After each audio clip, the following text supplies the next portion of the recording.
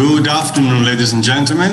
My name is Roberto Venetello, and I am the Executive Director of the Business Council for Sustainable Development Malaysia, also known as BCSD Malaysia. Welcome to this online event entitled Technology with Purpose, Innovative Solutions for a Better Future. This event is brought to you by BCSD Malaysia in collaboration with Siemens Malaysia. I wish to start by thanking all attendees for spending your afternoon with us today. We really appreciate the effort.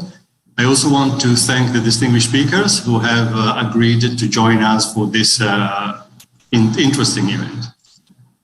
Ladies and gentlemen, before we go into the topic of the day, allow me to remind you who we are. The Business Council for Sustainable Development, BCSD Malaysia, is an independent non-profit organization that helps companies embed sustainability into the core business strategy and operations. BCSD Malaysia is a global partner of the World Business Council for Sustainable Development, also known as WBCSD.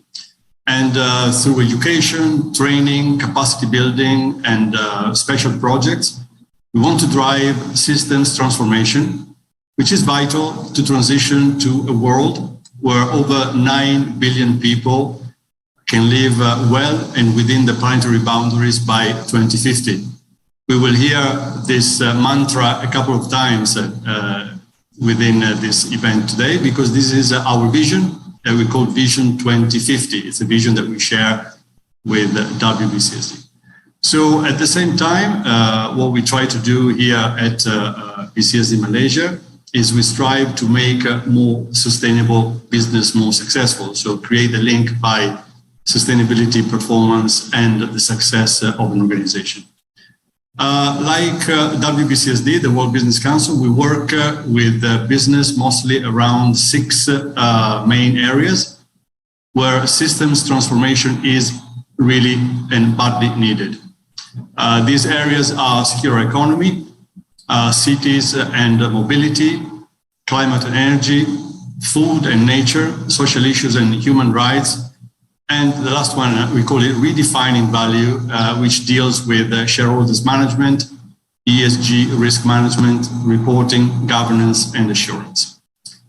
In all these areas, we initiate projects with concrete and measurable output. They all take a science-based approach, and we aim to targeted business solutions to scale up impact. So let's go to the topic of today's event. So what is the nexus between technology and sustainable development? This is a very important question. We will try to shed some light here and talk about this specific issue today. Can technology help sustainability? So ladies and gentlemen, the answer is yes, a big yes. This is what we're going to talk about today, and I believe many of you here are keen to know more about this. Technology has the power to increase productivity, for example, efficiency and cost savings, reduce product waste, chemicals and resources. Also, technology has the power to measure, analyze, and track progress. It's a very important function, of which can help tackle environment, social, and governance challenges, the so-called ESG challenges. Innovative technological solutions are essential to transform areas of high societal impact, including environmental protection, energy transition, decarbonization of industry and infrastructure, transport and mobility, and others. Today, our esteemed speakers will share with us some cutting-edge technologies that have been adopted in different industries that can help attendees understand that innovative solutions are available, at reach, and will hopefully be conducive to our Vision 2050, a world where over 9 billion people can live well within the planetary boundaries by mid-century. When talking about technology, it is important to have a real experts, to talk with real experts and have them participating in the discussion. Today, ladies and gentlemen, we are lucky and also proud to have with us supporting this important discussion Siemens, a technology company, which is focused on industry, infrastructure, transport, and healthcare. An undisputed world leader in technology solutions and especially leader in technology with purpose, which is what we're going to talk about today. Today's program will last for 2 hours and 15 minutes, perhaps 5 minutes more, but we don't anticipate too much longer. We're very honored to have the chairman of Malaysia Green Technology and Climate Change Center and GTC, and is also the one of the directors of BCSD in Malaysia and the honorary treasurer, is Professor Dato Engineer Dr. Bakar Jafar to officiate our event with his opening remarks. The first part of the program includes a keynote presentation from Siemens, 2 case studies, one from Port Tanjung Pelepas, PTP, and one from the World Business Council for Sustainable Development, WBCSD, followed by a short Q&A session. During the second part of the program, there will be a fireside chat session with the President and CEO of Siemens Malaysia, Mr. Adam Yee, followed by a panel discussion on sustainable mobility as a key to transformation for low-carbon cities. Ladies and gentlemen, before we kick off, allow me to share with you a couple of housekeeping items. The whole proceeding of our event today is being recorded, so be mindful of that. Participants will be kept on mute during the event. However, feel free to type your questions in the question panel. We will try to answer your questions during the Q&A session. We may have to lump some of the questions together in the interest of time. We'll do our best. Now, without further ado, let us start the event with some opening remarks by the chairman of Malaysia Green Tech Corporation, MGTC, and also the director and honorary treasurer of BCSD Malaysia, Dr. Bakar Jafar.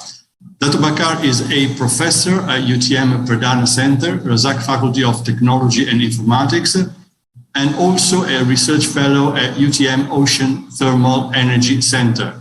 He has served the government of Malaysia in various capacities since 1973.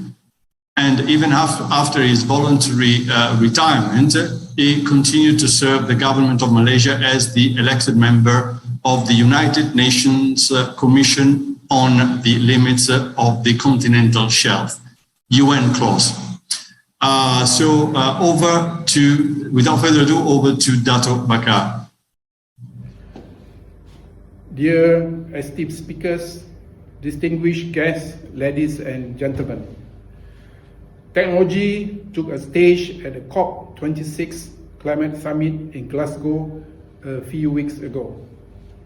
Achieving anything close to an average rise in global temperatures of 1.5 degrees Celsius will require not only policy, regulation, and financing, but also new technology breakthrough. If we are to hit our climate change target, then it is critical that technologies are developed, scaled up, and made available around the globe. This is one of the greatest challenges that countries, especially developing countries, face in realizing sustainable development, obtaining and putting in place the necessary technologies. I'm referring to technologies that have significant impact in our daily lives. Technologies that will allow for over 9 billion people to live well within the planetary boundaries by 2050. Have access not only to clean air, but also to clean water through water purification, efficiency, delivery, and sanitary technologies.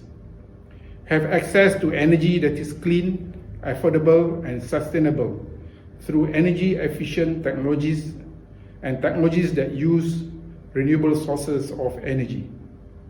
Live in a less toxic environment by putting in place alternative agricultural and industrial technologies that reduce the quantity and toxicity of the raw materials and processes.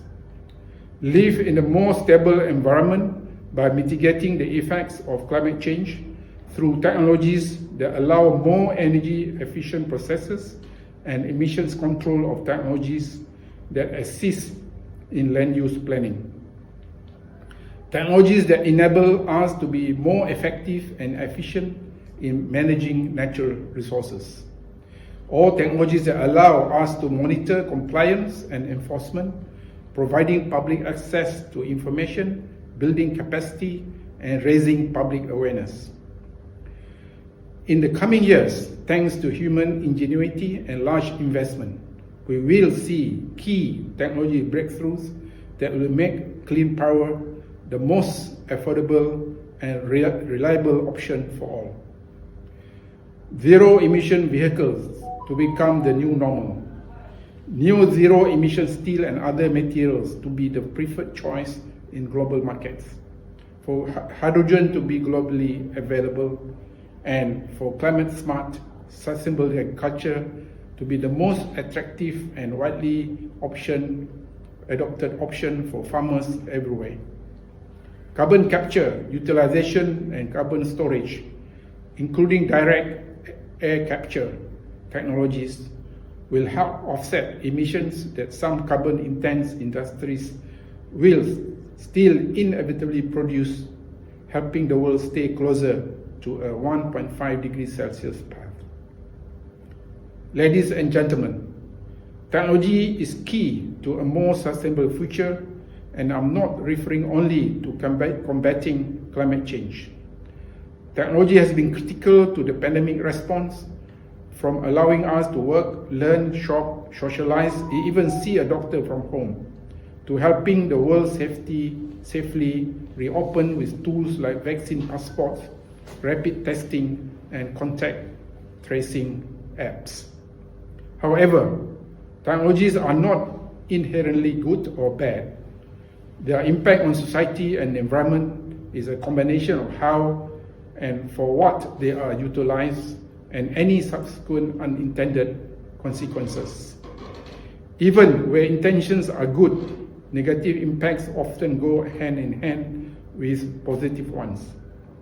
If we are not careful, technology can exacerbate inequalities. And two, while COVID-19 accelerated digitization, it also exposed even more clearly the gaps that still exist in digital access.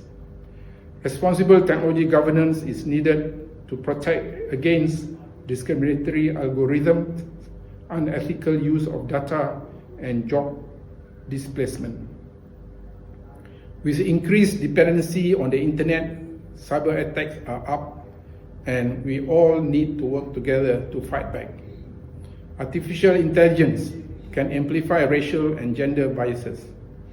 Data-hungry digital technologies require significant amounts of energy, and automation could potentially eliminate many jobs, livelihoods, as it increases productivity. We must work to ensure secure, inclusive access to all these innovations now and in the future. At the same time, we must handle the unintended consequences that have already arisen. Now, what is the role of business in this? It is my firm belief that business plays a crucial role in making sure that innovation processes set goals around social and environmental impact and anticipate and avoid negative unintended consequences. This will not only be good for society, but will lead to more resilient and sustainable business models. Today, I'm delighted to officiate this webinar entitled Technology with Purpose, Innovative Solutions for a Better Future, organized by Business Council for Sustainable Development Malaysia in collaboration with Siemens Malaysia. This collaboration with Siemens Malaysia is a meaningful step towards increasing awareness and understanding how technology could help with advancing our sustainability efforts.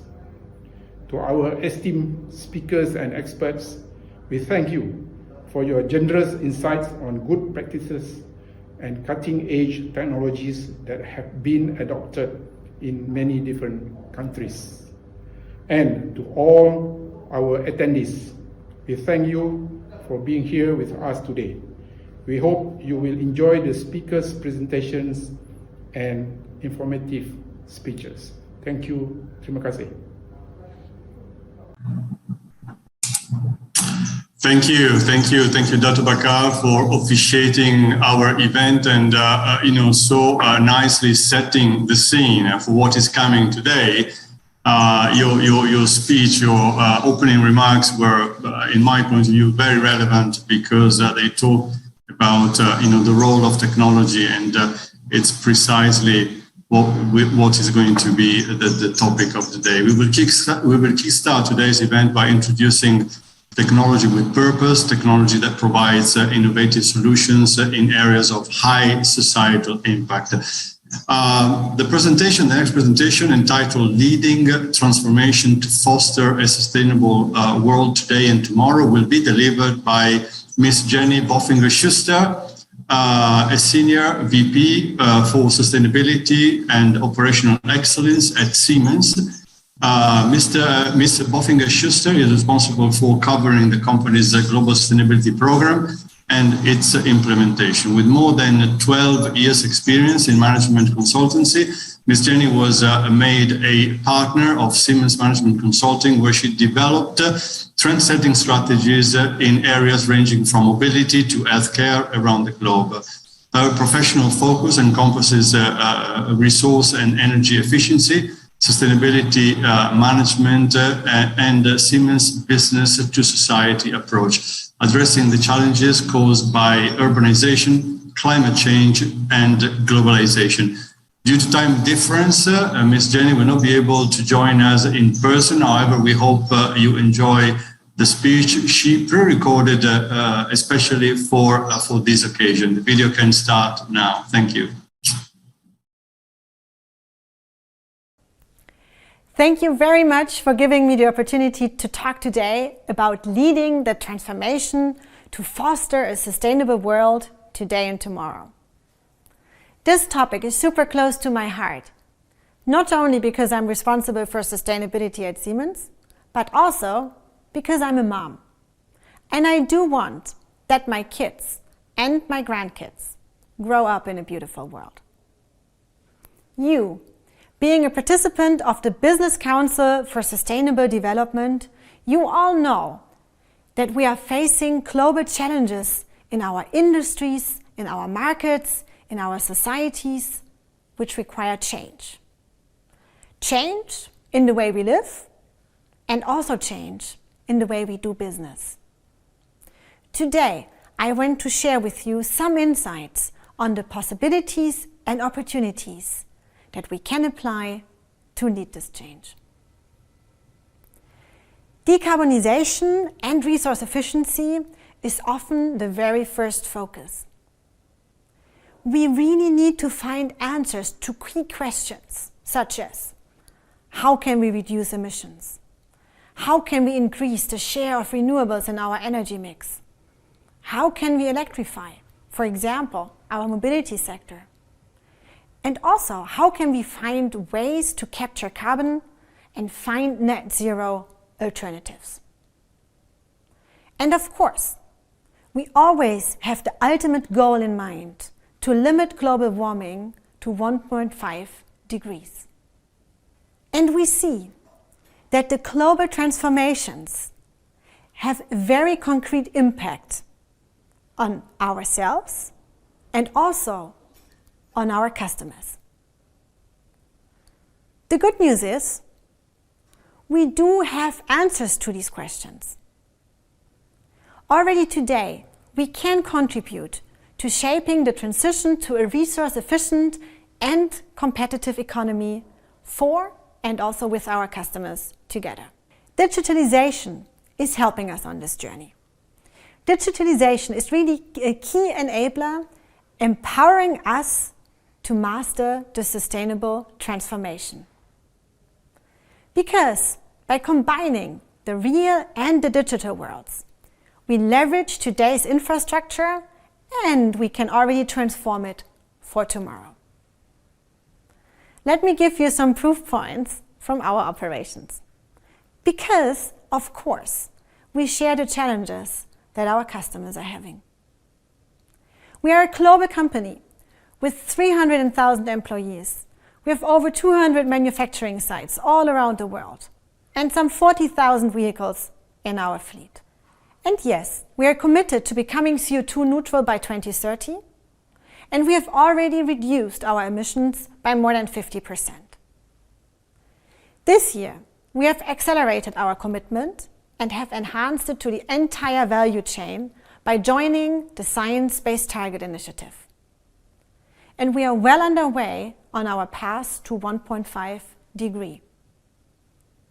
The technologies that we are using in-house are also the ones that we are offering to our customers. And with our technologies from our Siemens environmental portfolio, our customers saved almost 90 million tons of CO2 last year. And that's just one example.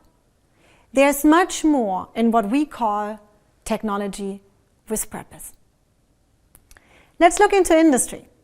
We help our industrial customers to transform their business, to do more with less, using fewer resources. Automation, digitalization, the intelligent use of data in the industrial IoT enables them to, for example, manufacture products that are more sustainable, make production smarter and with that more resource efficient, or, for example, to ensure greater transparency of a product CO2 footprint across the supply chain. In buildings, with our smart buildings and smart grids portfolio, we can support a sustainable energy transition and create more sustainable communities. We, for example, intelligently connect energy systems, buildings, and industries, enhancing the way we live and also enhancing the way we work to improve efficiency and sustainability. Or in transport, with our environmentally friendly trains, intermodal offerings, and also data-driven services, we sustainably transform the transport industry, and we also deliver mobility solutions that are very much helping to enable profitable operations. And we do all this also here in Malaysia. For example, we support the Malaysian government's initiative to enhance sustainable energy and energy efficiency. A huge nationwide project has started already in 2015 and has been rolled out nationwide. With our smart meters and data management system, we are a super proud partner of this initiative, and we contribute to create a more sustainable and resilient energy mix in Malaysia, and at the same time, bring a better user experience to the population. So what's the impact of a smart metering? Well, in the first step, it's bringing transparency about the energy consumption. And with that, you can then optimize. You can act more energy efficient. You can also, for example, use cheaper off-peak tariffs. And you do not need manual billing facilities anymore. Another example on how we create impact in Malaysia. Siemens Digital Industries in Malaysia has established the Siemens Innovation and Resource Training Center, which trains talents in the fields that we really need more competencies in. Be it IoT, AI, robotics, and then combining this technical know-how with critical thinking, problem solving, and soft skills. In our partnership with several universities all around Malaysia, we train more than 4,000 people per year in and for Malaysia. When it comes to the question of what is the impact of a company, I believe it's more than profit, and it's also more than the number of saved CO2 emissions. Equally relevant is how many jobs do we create, how do we engage socially, and how do we ensure that we act ethically and for the long term. Overall, what are the benefits and values that we create as a company for our customers, for our people, for society, and for our planet. We have thoroughly thought about this at Siemens and how we can bring this to something tangible. We've then come up with our new sustainability strategy, Degree. It's called Degree because when you speak about sustainability, you really need to take a 360-degree perspective, considering all stakeholders. Each letter in Degree stands for one of the areas that we believe matter most. With Degree, we are setting ourselves new ambitious targets that are transparent and measurable, and with that, we are underlying once again our commitment to sustainable action. Let me start with D, as in decarbonization, maybe the biggest challenge that we are all together facing today. On our path on science-based targets, technologies are supporting us. Solutions like our digital twin help create transparency on the carbon footprint and also on the resource needs along the value chain, and then we can optimize that, also together with our suppliers. The E, as in ethics, which includes more than the obligation to regularly train people in values and ethical standards. Ethics is closely related to trust. And of course, this holds also true for the digital world. And that is why we founded the Charter of Trust initiative to drive cybersecurity in a digital world with cross-industry and global partners. The G, as in governance, where it's about how we integrate effective incentives for strong corporate governance and responsible business practices, and how we ensure that working with our 63,000 suppliers worldwide is ESG compliant. The R, as in resource efficiency. Here we want to develop more strongly towards a circular economy and drive the dematerialization in production. This includes, in our case, to significantly increase the purchase of secondary materials for metals and plastics, and making our products as environmentally friendly as possible right from the start, also with the help of digital twins. And of course, we can also use this technology to help our customers on their journey to save resources. For example, the machinery manufacturer TrackWrap in the UK used our digital twin technology to implement a new packaging technology with impressive results. Energy consumption went down by 90% and 70% less plastic is used in the whole process. This really shows what we can already today achieve with our digital solutions. The E, as in equity. Many people first associated more with the financial world. We understand equity in the way of equal treatment, participation, and respect. It really means that we want to have a feeling of belonging for our people.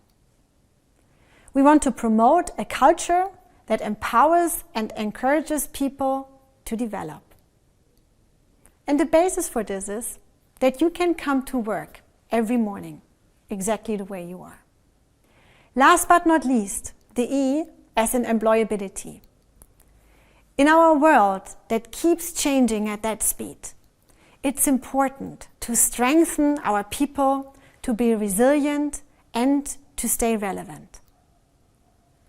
With training and further education, with digital learning opportunities, we invest into our people to help them do so.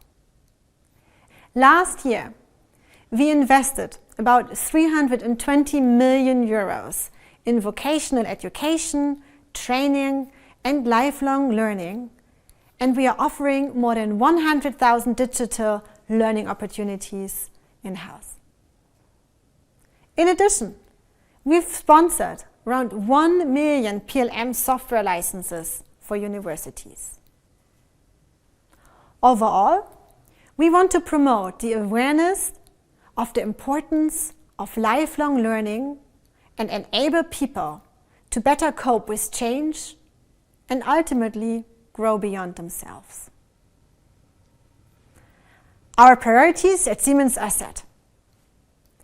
To accelerate the sustainability efforts and to really make lasting impact, sustainability needs to be part of our everyday mindset, of all of us. A better future for all of us will become reality through the actions, contributions, and commitments that we do jointly. Our customers, investors, our people, the societies we do business in, and our kids and grandkids expect that from us. The motivation for it can hardly be greater. What's good for our business and what's good for people and our planet go hand in hand. Thank you very much.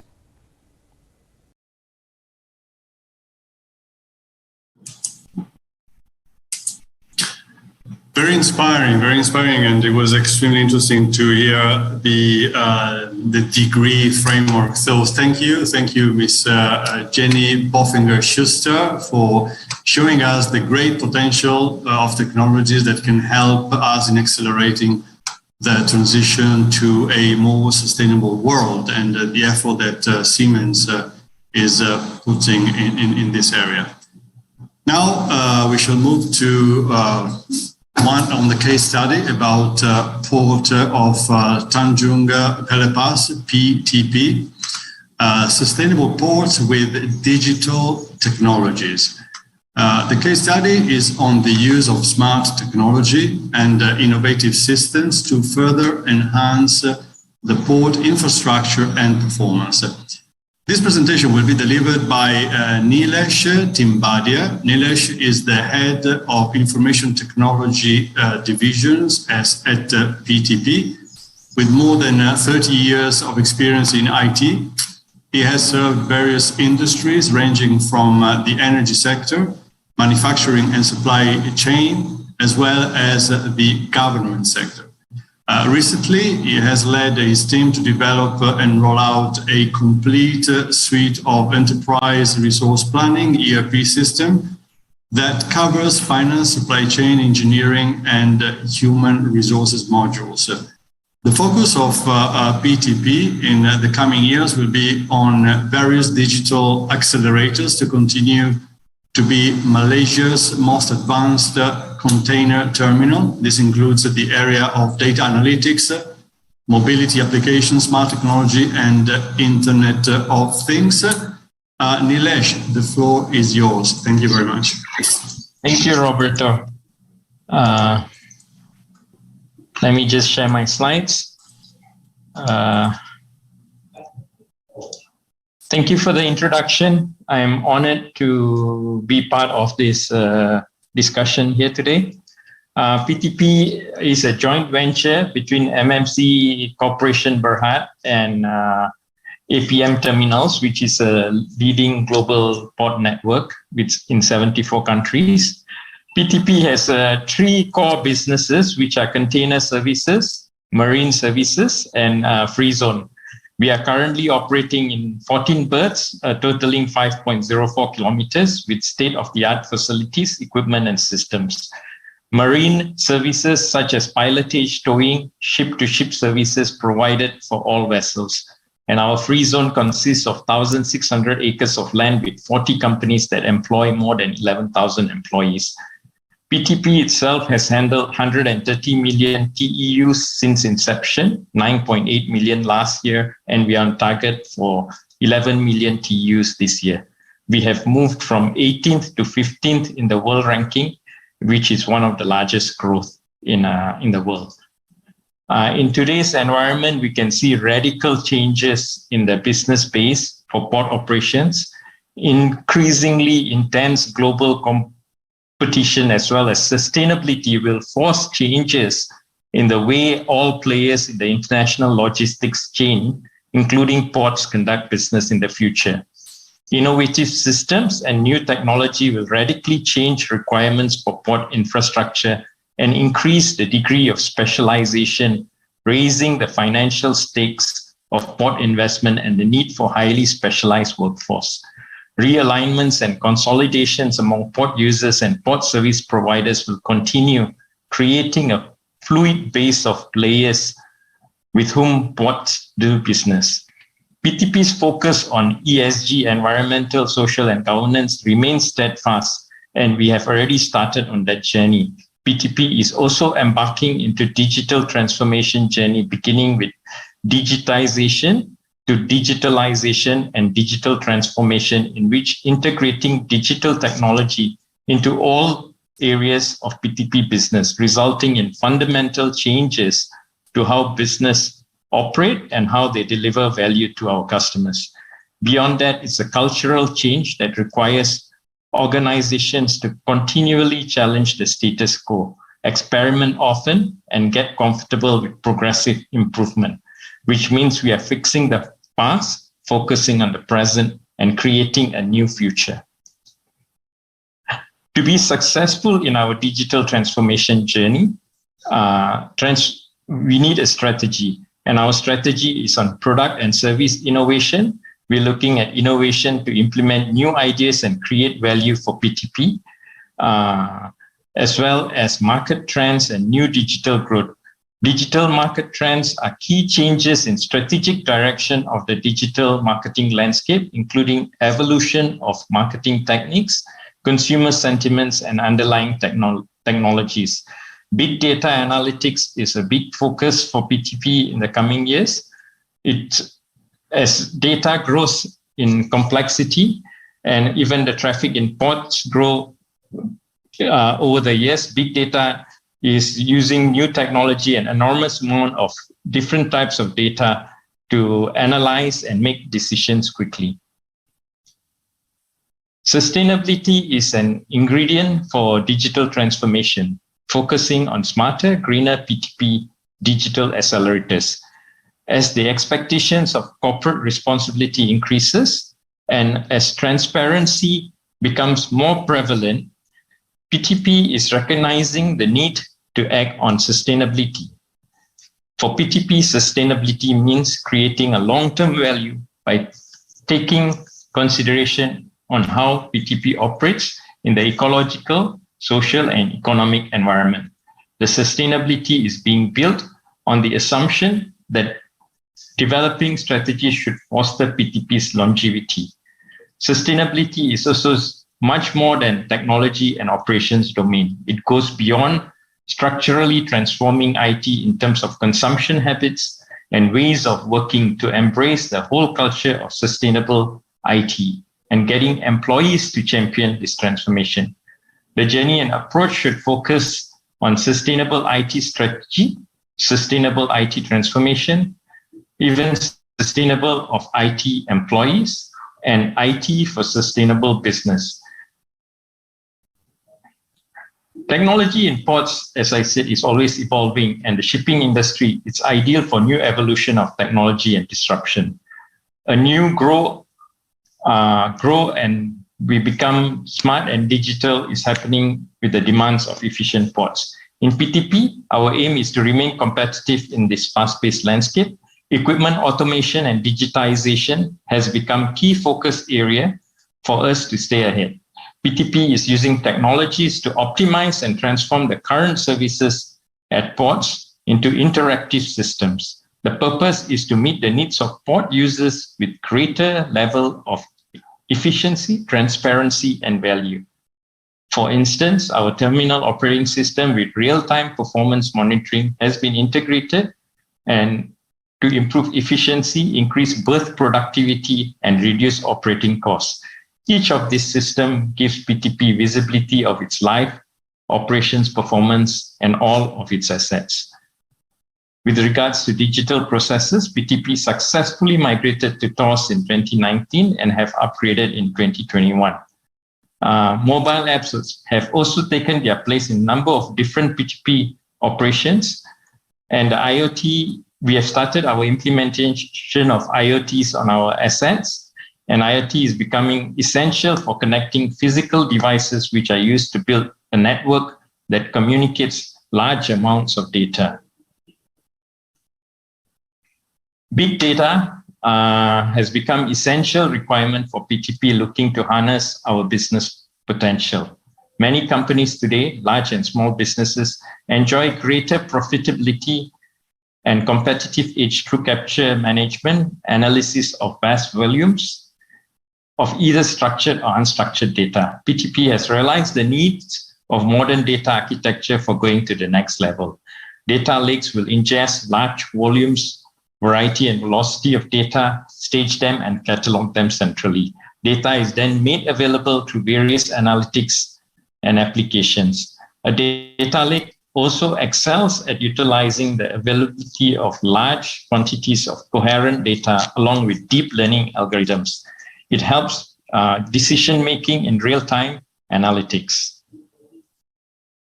Cybersecurity as technology advances remains one of the most critical things, and people are usually the weakest elements when it comes to cybersecurity. So our focus is on the people, on the process, as well as on the technology of cybersecurity as we move to modern devices. As mentioned earlier, we've recently incorporated a new enterprise resource planning system that makes use of a central database that receives information from various departments within the company. The ERP includes integrated modules dedicated to function of human capital management, finance, supply chain, engineering, project integration, and repo modules. We also are looking at modern SCADA systems to help us with smart electrical SCADA, digitize our fire protection system, our sewage treatment plant, as well as building automation through central air conditioning system and SCADA water distribution network system. Asset digitalization focus on our fleet of operations, which are QC and RTG cranes, our prime movers, and our electrical handlers. And it might be tasks with responsibility that include vehicle maintenance, overseeing fuel consumption and fuel costs, driver management, asset utilization, route planning, and implementation of any programs that increase productivity and reduce our carbon footprint. Autonomous prime mover, electrical prime mover, and hybrid or hydrogen prime movers are things that we are looking at in the coming year to see if we can go to a greener prime mover moving forward. This is my last slide. I just wanted to say, as demand for products continues to increase around the world, environmental factors like climate change increasingly affects policies and thus business. It becomes more and more of a competitive advantage for businesses to consider sustainability aspects early in product development process. Studies show that port equipment generally only accounts for 2.5% of carbon emissions in comparison to ships at berth. That does not mean PTP will greenwash and not focus on our equipment, but we have to be pragmatic in our approach and also not green wishing. PTP is progressively focusing on product development and product design, which will focus on the prevention of waste and minimize environmental impact. Products and service implemented are conveying the message that PTP is working on sustainability continuously. We as humans are co-participants in the ecosystem. This requires us acknowledging that our relationship is not simply with nature, but within nature, and to work on understanding, honoring, and developing the relationship with ecosystems, including ecosystems, is very important. When we do not honor these relationships, our actions will come back and bite us. For example, studies have consistently shown that deforestation makes pandemics and infectious diseases more likely and frequent. In 2022, PTP is looking towards uniting IoT and sustainability, in which we aim to look at ways to make amends and reduce carbon impact, especially by deploying energy management system using IoT platforms and integrating trends. IoT facilitates typical tasks such as automated maintenance and reporting, data collection, analytics, optimizing smart grids. But it is also an established presence when it comes to smart equipment devices for air conditions and lighting. IoT sensors reduce energy consumption, generate renewable energy on site, and measure carbon consumption plus waste. We also look at the moment using electrical rubber-tired gantry trains and have phased off all of our diesel cranes for RTGs. We also have had a few energy-saving initiatives, which includes changing all our lights, our incandescent lighting to LED lighting.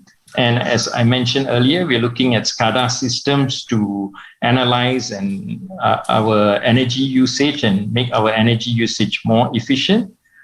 Lastly, a sustainable fleet management or asset digitalization mentioned earlier aims to reduce environmental impacts through actions such as more sustainable vehicles and fuels, operating with the least possible fuel consumption, and reducing the amount of equipment generated by our fleet. 3 best practices for sustainable asset digitalization to implement in PTP fleets are properly scale our PTP fleet, reduce travel distance mileage, and increase fuel efficiency.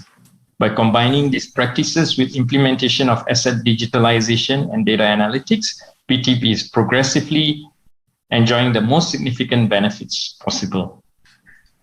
Thank you for allowing me to present today. That's all that I have.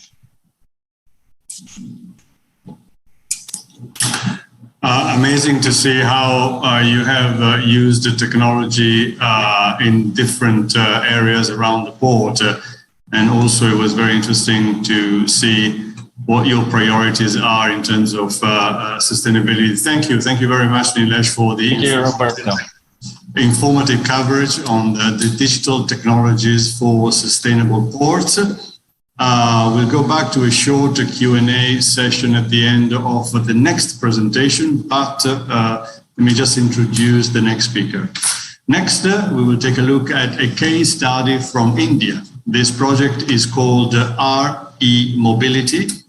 I'm very excited actually to bring this project, this presentation to you today.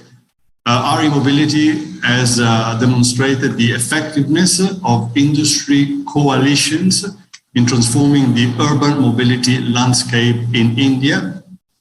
WBCSD, the World Business Council for Sustainable Development, and its global network partners are looking at opportunities for replicating this project in other countries, in other jurisdictions.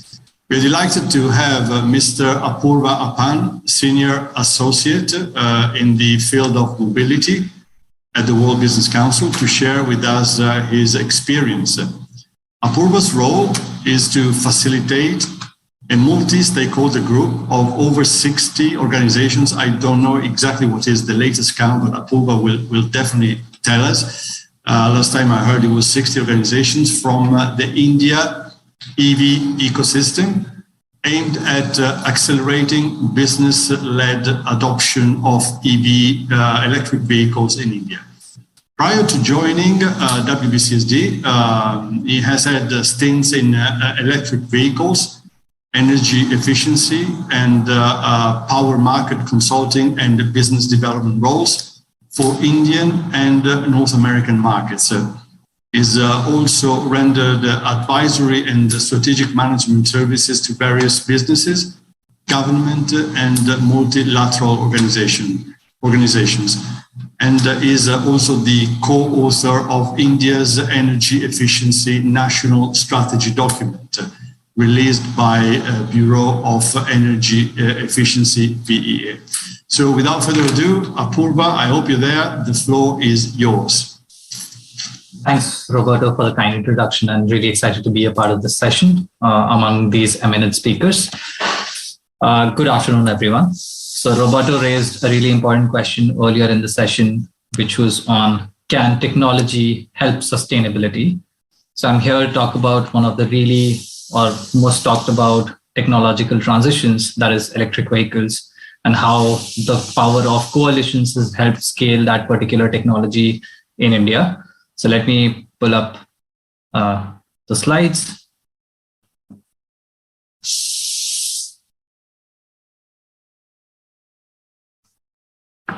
All right.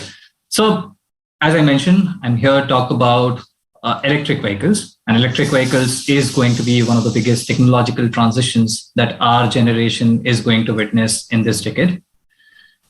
Before I do that, let me give you a quick word about who we are. So the World Business Council for Sustainable Development, that is WBCSD, is a CEO-led organization of the world's 200 leading sustainable businesses. There are multiple program areas that we work on, and mobility is one of them. So I represent the mobility team based in India, and we facilitate a business coalition of 50 plus companies from the electric vehicle mobility ecosystem in India. The objective of our coalition is to accelerate business-led or fleet-led adoption of electric vehicles in India. And these are the companies who represents our coalition, which in total represents an annual mobility demand of 10 billion annual kilometers. So these include manufacturers from two-wheelers, three-wheelers, four-wheelers, buses, and trucks, charging companies like Fortum Exicom, battery companies, corporate customers like IKEA, Flipkart, Walmart, others, as well as fleet operators like Uber, Ola, and similar other companies. So we've been running this coalition, which is called as Remobility, since 3 years. And it's a really exciting case study that Roberto invited us for.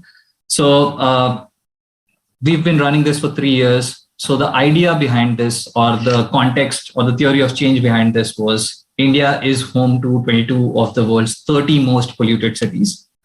And while India needs to fix multiple levers on urban emissions, vehicular emissions is one of the most urgent ones. At the same time, the vehicle ownership in India is currently really low, which means that out of every 1,000 people owning a car in India, out of every 1,000 people, only 30 owns a car in India. And this vehicle ownership is significantly low when compared to European, American, or Malaysian markets, where this ratio is around 300 to 800. The economy is developing in India, and so will be the vehicle procurement. And we expect that much of the vehicle procurement that India will do is going to happen in this decade, which is from 2020s to 2030s. So our theory of change is to say that if the transition to electric vehicles in India is not fast enough, it would mean tens of millions of more ICE or fossil fuel vehicles plying on the Indian roads for their vehicle lifetime, which could be 10 to 15 more years.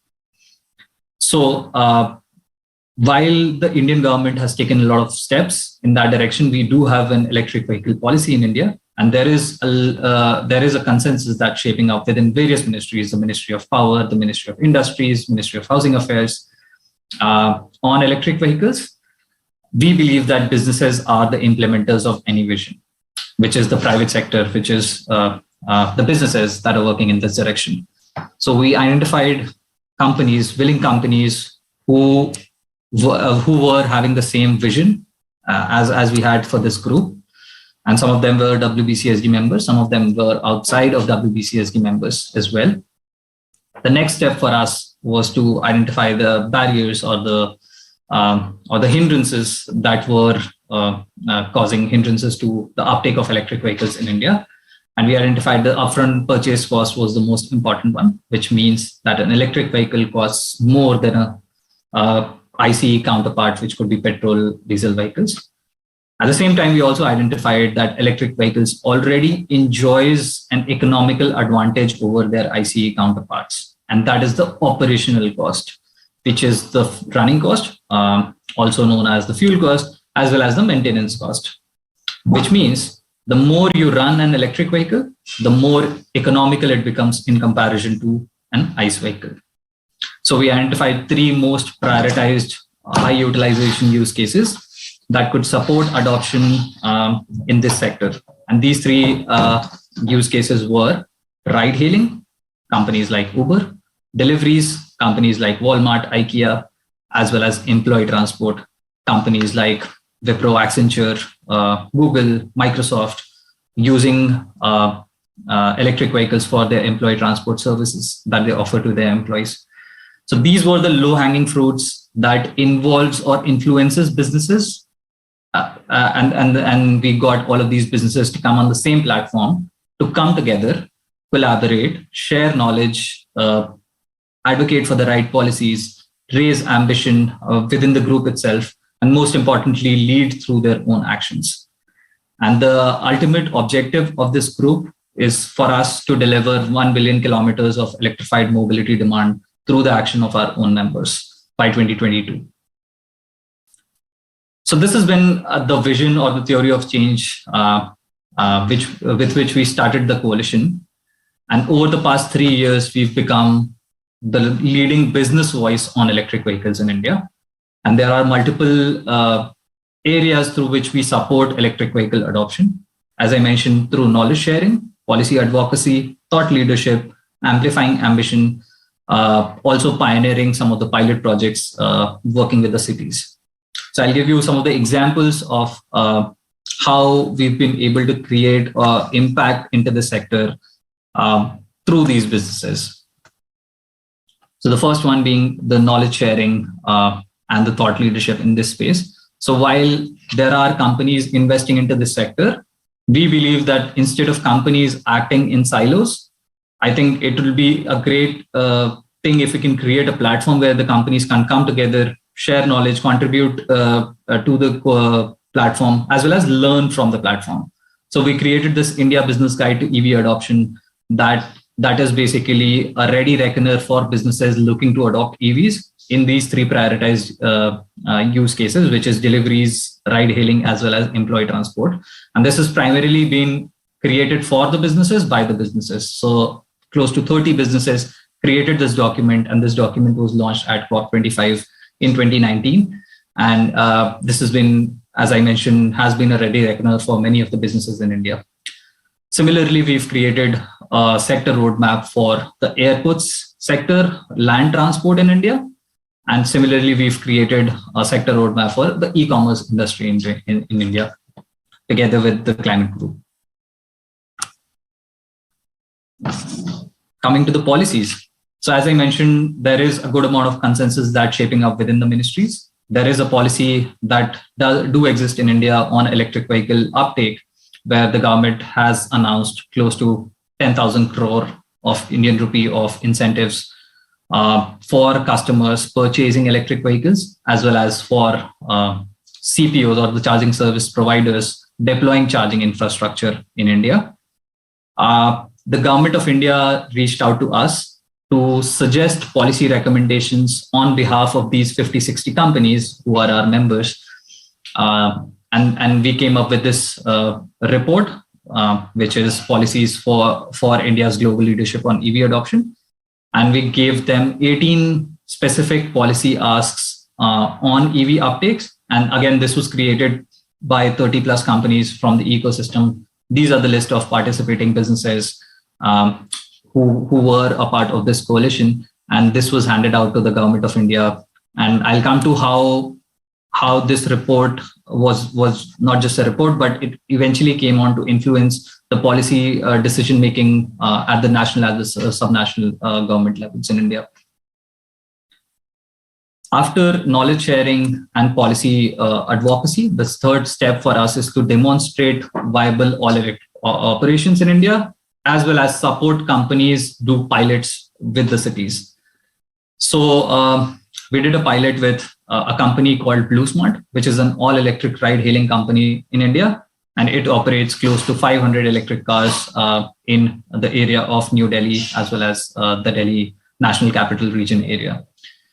We are expecting a report which documents a journey of a company called Flipkart, which is a subsidiary of Walmart in India. It's the biggest e-commerce marketplace in India, and it is looking to electrify all of its vehicle fleet to electric by 2030. So WBCSD coalition, which is these member companies, are supporting this company, Flipkart, to put together a roadmap for them to transition to all electric in the next 8 years.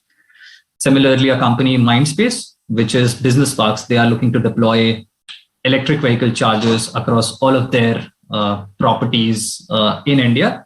So we've created a roadmap for them as well in collaboration with our partners in India, which is the Climate Group. And the fourth key important thing is raise ambition on electric vehicles. So globally, there are close to 20 countries who've announced 100% transition to electric vehicles or 100% phase out of ICE vehicles by a certain timeline. India currently does not have a national target. And I think a national target, or we believe as a group that a national target would give a lot of clarity to the businesses who are investing into this sector, and will help galvanize all of the investments into this sector and provide a lot of clarity and confidence to all the investors as well as businesses. So together with these companies, we put together a national electric vehicle ambition that asks the government of India to convert 65% of the new vehicle sales to be electric by 2030. So 65% new vehicle sales to be electric by 2030 is the ask that we shared. And this was a CEO signed ambition statement that we released at COP26 last month. And we would have liked the Indian government to support this call or to take this ambition and announce it as well. But we'll continue to work in that direction, and hopefully we'll have a national target in the coming years or so.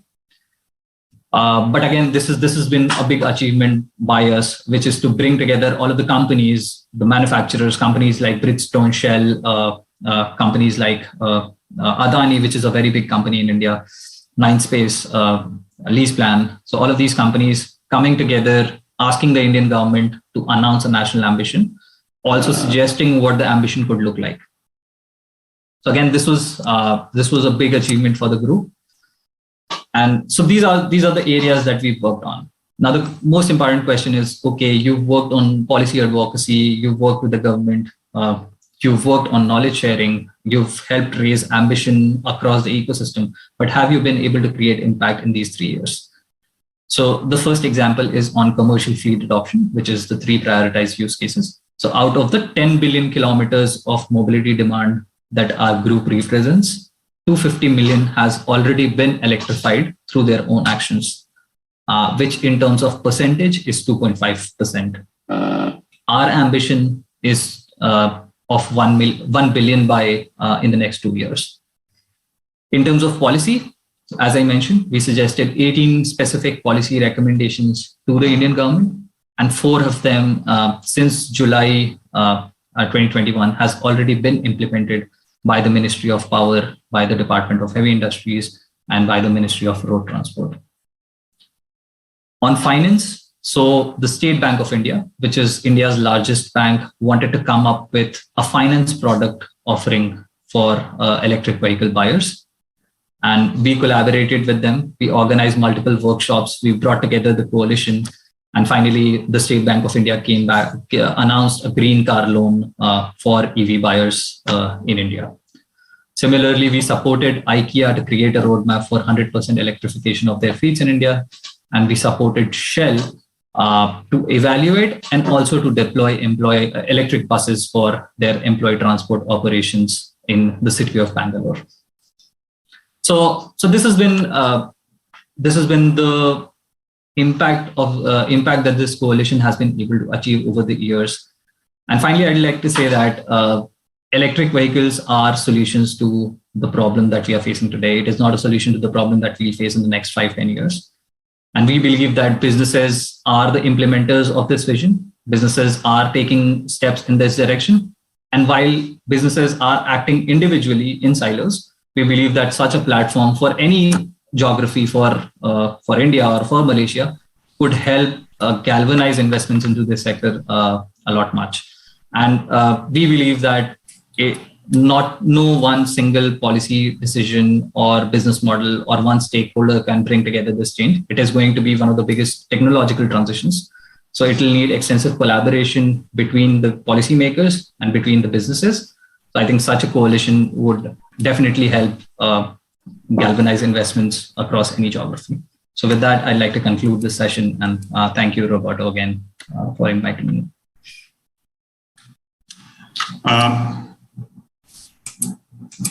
Thank you, Apurva. And I think I want to say with you, because we are a little bit behind schedule, but we still have 1 or 2 minutes. I want to, since you, I loved your presentation, and I also like the fact that the impact of what you guys are doing in India is showing, and it's showing big time. So give me a very, very quick comment on, should we decide or should we have the opportunity to replicate our e-mobility in Malaysia? Give me a couple of hints of the lessons learned that we could, benefit from in reapplying the same model, for example, in Malaysia. Just a couple of pointers that, you found very difficult to overcome, but it would facilitate our job should we have this opportunity here. Sure. So I'll try to keep it brief. So I think the key point here is Malaysia or any geography can't turn a blind eye to a technology that's evolving so fast. And similar has been the situation with India. We've seen how electric vehicles in countries like Norway has moved from 15% electric to more than 85% electric in just a span of 8 years. So that's how quickly the technological tide has turned. And we've seen, as I mentioned during my presentation, the power of coalition, how businesses coming together on the platform helps. So I think if you had to replicate a similar coalition for Malaysia, the key steps and the 3 key pointers would be, first, to identify businesses who are willing to contribute to this. So identify like-minded people. So as we mentioned, Remobility is basically a coalition of the willing. Second is to finalize a key objective. So decide whether it's going to be energy efficient vehicles or battery electric vehicles. So the Malaysia electric vehicle policy says energy efficient vehicles, which includes hybrids and others as well. So the objective should be clear. And the third point should be to finalize the fundraising, which is how is this coalition going to be supported, whether the money is coming from funders, philanthropies, or from the business side. Which you got some donors in India to fund the effort at the beginning, but also right now as well, yeah? Yeah. Mm-hmm. Thank you very much for sharing that. And Nilesh, I just want to ask you a question related to your presentation. You showed us what are the activities, the sustainability efforts and activities that you are undertaking at BTP. But what business value have you seen, and are you hoping to see linked to your sustainability effort? What are you hoping to see in terms of return from your sustainability activities at BTP? I think, Roberto, good question. And it has shown that even in companies that are in Dow Jones as well as KLSE, if they do not follow certain sustainability measurements, they actually have an effect on the share market, a bad effect on the share market, as you've seen in Malaysian glove companies recently. They've been accused of quite a number of things. So in BTP, we are putting a great focus on our ESG, not just on the governance part of it, but also on the environmental as well as the socio-cultural part of it. Our employees are very important to us. Welfare of our employees and the workplace safety, especially through the pandemic, BTP has been running 24/7. Our numbers are high, but pandemic has been going on, and it's been very important that our worker safety is important for us. Apart from that, we focus on, of course, we have to be economically sustainable before we can be environmentally sustainable. So we also focus on our integrated reporting for corporate governance and things like that, basically. Yeah. Excellent. Gentlemen, unfortunately, we need to move on with the next section of the event. Thank you very much. It was very, very, very insightful. Thank you for this great, but unfortunately short Q&A exchange. I know that we have received a few more questions. We'll try to see if we can answer them towards the end. But sorry, we're a little bit pushed for time. We need to move on. So yeah, we're moving to the second part of the program. Now we will be having a very interesting, we call it a fireside chat session.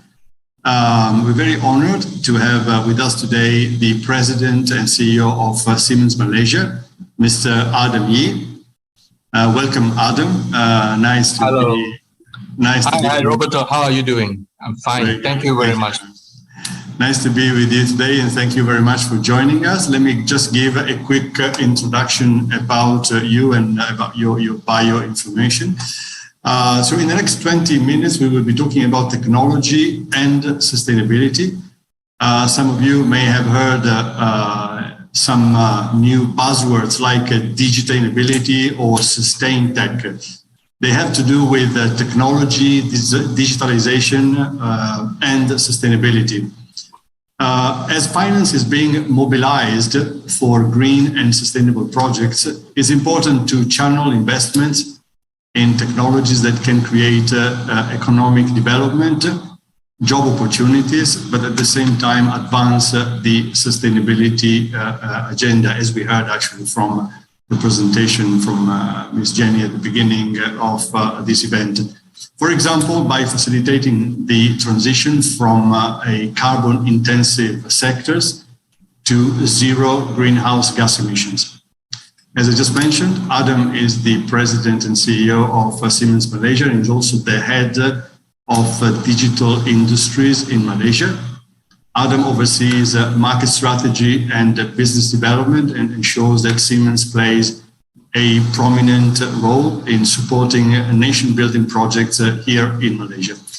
Adam is also spearheading the launch of 2 new Siemens competency centers to help industries and SMEs embrace Industry 4.0 technologies, provide technical support in automation and digitalization, and equip education and various industry sectors with the Industry 4.0 training. This year, by the way, amongst other things, Adam has been conferred the top 50 Lifetime Achievement Awards Business Excellence Award by KSI Strategic Institute for Asia Pacific. So let's move to a couple of questions. WBCSD and BCSD, also Malaysia, share a vision. We spoke about this before, called Vision 2050, which is, again, of a world where over 9 billion people will be able to live well within the planetary boundaries by 2050, by mid-century. And if we are to hit our sustainability and climate change targets, it's critical that technologies are developed and especially scaled and made available around the globe to all countries, developed and developing. Adam, can you give us your view on the role of technology in the context of present and future sustainability challenges? In your view, what technologies have the highest impact potential and how will this impact be delivered? Over to you, Adam. Thanks, Roberto. I think this is a very interesting and also quite relevant question about sustainability. Our answer to the trend and the challenges of today is digitalizations. The process of combining the real world and the digital world to represent the gigantic leap forward for our customer and for their industry and market. Digitalization will help all of us achieve growth and prosperity while using fewer resources. In short, it will help us to build a world which intelligent manufacturing, smart energy system, smart building, and connected mobility will make all our life easier, healthier, and more sustainable. So digitalization is the answer. The way to transform the everyday and create a better tomorrow, and an answer to major issues of our age, such as climate change, globalization, demographic change, and urbanizations. Building this world with our customer, that's what we set out to accomplish. So Siemens brought offering a leading edge technology is designed to enable customers to meet their goal for a sustainable future. The company intelligent, automate infrastructure system increase efficiency, safety, and environmental benefit. These proven infrastructure solutions are already at work in Malaysia, around the world, increasing the customer level of the competitiveness, reducing environmental footprint, and combating climate change. I can give you a few examples, company core technology that we have done, and we are developing core technology to drive breakthrough innovation in our market. For example, AI, digital twins, 5G, industrial age, hydrogen solution, and charging infrastructure, and a lot more. Yeah? This technology will drive growth in the future. For example, we are already number one in deploying Industry 5G in manufacturing. And in the future, we will bring 5G to infrastructure, transport system, and we also bring edge computing to enabling real-time decision on the shop floor. Already today, we offer market-leading solution and industry edge. We can build on our install base of 45 million automation and drive devices.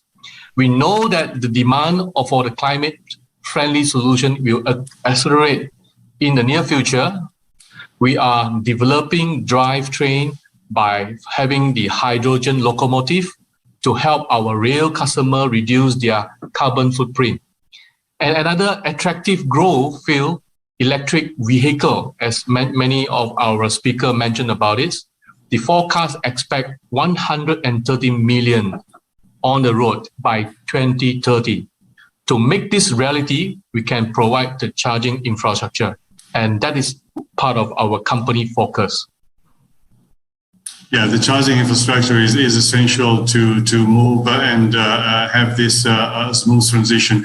Siemens is a technology company focused on industry, infrastructure, as you mentioned, transport and healthcare. These are the main focus area. For more resource-efficient factories, resilient supply chains, and smarter buildings and grids, to cleaner and more comfortable transportation, as well as advanced healthcare. It seems that Siemens really create technology with purpose, with the potential to transform the everyday life for billions of people. So in this context, can you give us some examples of Siemens solutions, like products or services that leverage these technologies, that use these technologies with a purpose, as we have been saying? Sure, indeed. What sets Siemens apart is how our technology make a positive impact on society. In Malaysia, we have lots of proven records and story on how we are leading our nation into a more sustainable future through digital transformations. We are fortunate to have been entrusted with key infrastructure projects. For example, we supply and roll out the Siemens Smart Meter Data Management System to a local utility company as part of the government nationwide initiative to enhance sustainability, energy, and energy efficiency adoption among Malaysians. I can give you another second example, we are providing the full turnkey solution for the design, engineering, supply delivery, site installation, testing, and commissioning of a new SCADA system. It's related substation control system infrastructure of cooling high-tech park distribution network. That is actually help the distribution network have more transparency and easy to maintain, to have more predictive maintenance service to be provided in the future. And third one, we're helping the country to improve grid and energy efficiency. Better overview, control, better distribution, as I mentioned, of transparency and also management, remote monitoring and maintenance, as well as ability to implement pricing and load management program easily. And last but not least, as currently we are focusing a lot on helping and upskill our talent in Malaysia to ensure our labor force stay competitive and relevant. So our expertise in digitalization, factories and manufacturing lines, and that's where we to help Malaysia manufacturing industry to their digital transformation journey. The modernization of Malaysia manufacturing should be a leading priority because it's during this pandemic, the manufacturing industry is a key contribution on our economy. When it comes to upgrading for our Malaysia infrastructure, is also one of the important topics. After all, Malaysia manufacturing might support the capabilities that they are key national resilience, such as mobility, power, and also healthcare. Through all this digitalization, automation, and the intelligent use of data, we drive for industry Internet of Things, enabling industry to first, we manufacture products which are more sustainable. Secondly, make production smarter, thus more resource efficient. And thirdly, ensure greater transparency of our product CO2 footprint across the supply chain. With our digital enterprise portfolio, we are driving for digital enterprise and our digital twin approach. We support our customer in raising the sustainability of product, plant, and processes by saving finite resources through infinitely available data in all vertical and discrete and process industry. So we constantly expand our partnership and ecosystem for decarbonizations and energy efficient in production. So these are the overview on what Siemens do for our solution and product and services. I mean, you touched already upon many of the important contributions that Siemens could potentially bring to Malaysia. But just in summary, highlight how Siemens technology helps transform the backbone of the economy and provide sustainable solutions for a better future.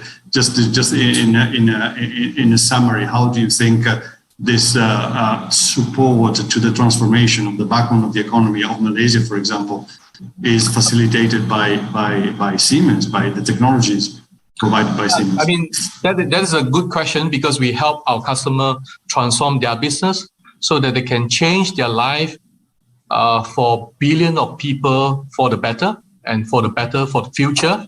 We combine the real and digital worlds with our technologies, with our automation system, with our hardware and software. At Siemens, we are united by our desire to move fast and build things and do more with the fewer resources.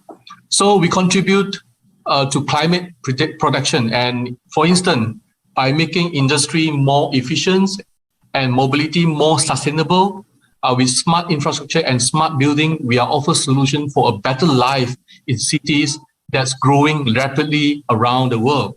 We help businesses and economies to connect better, more intelligently, and more resiliently, so that they can hold their own in the next wave of globalization.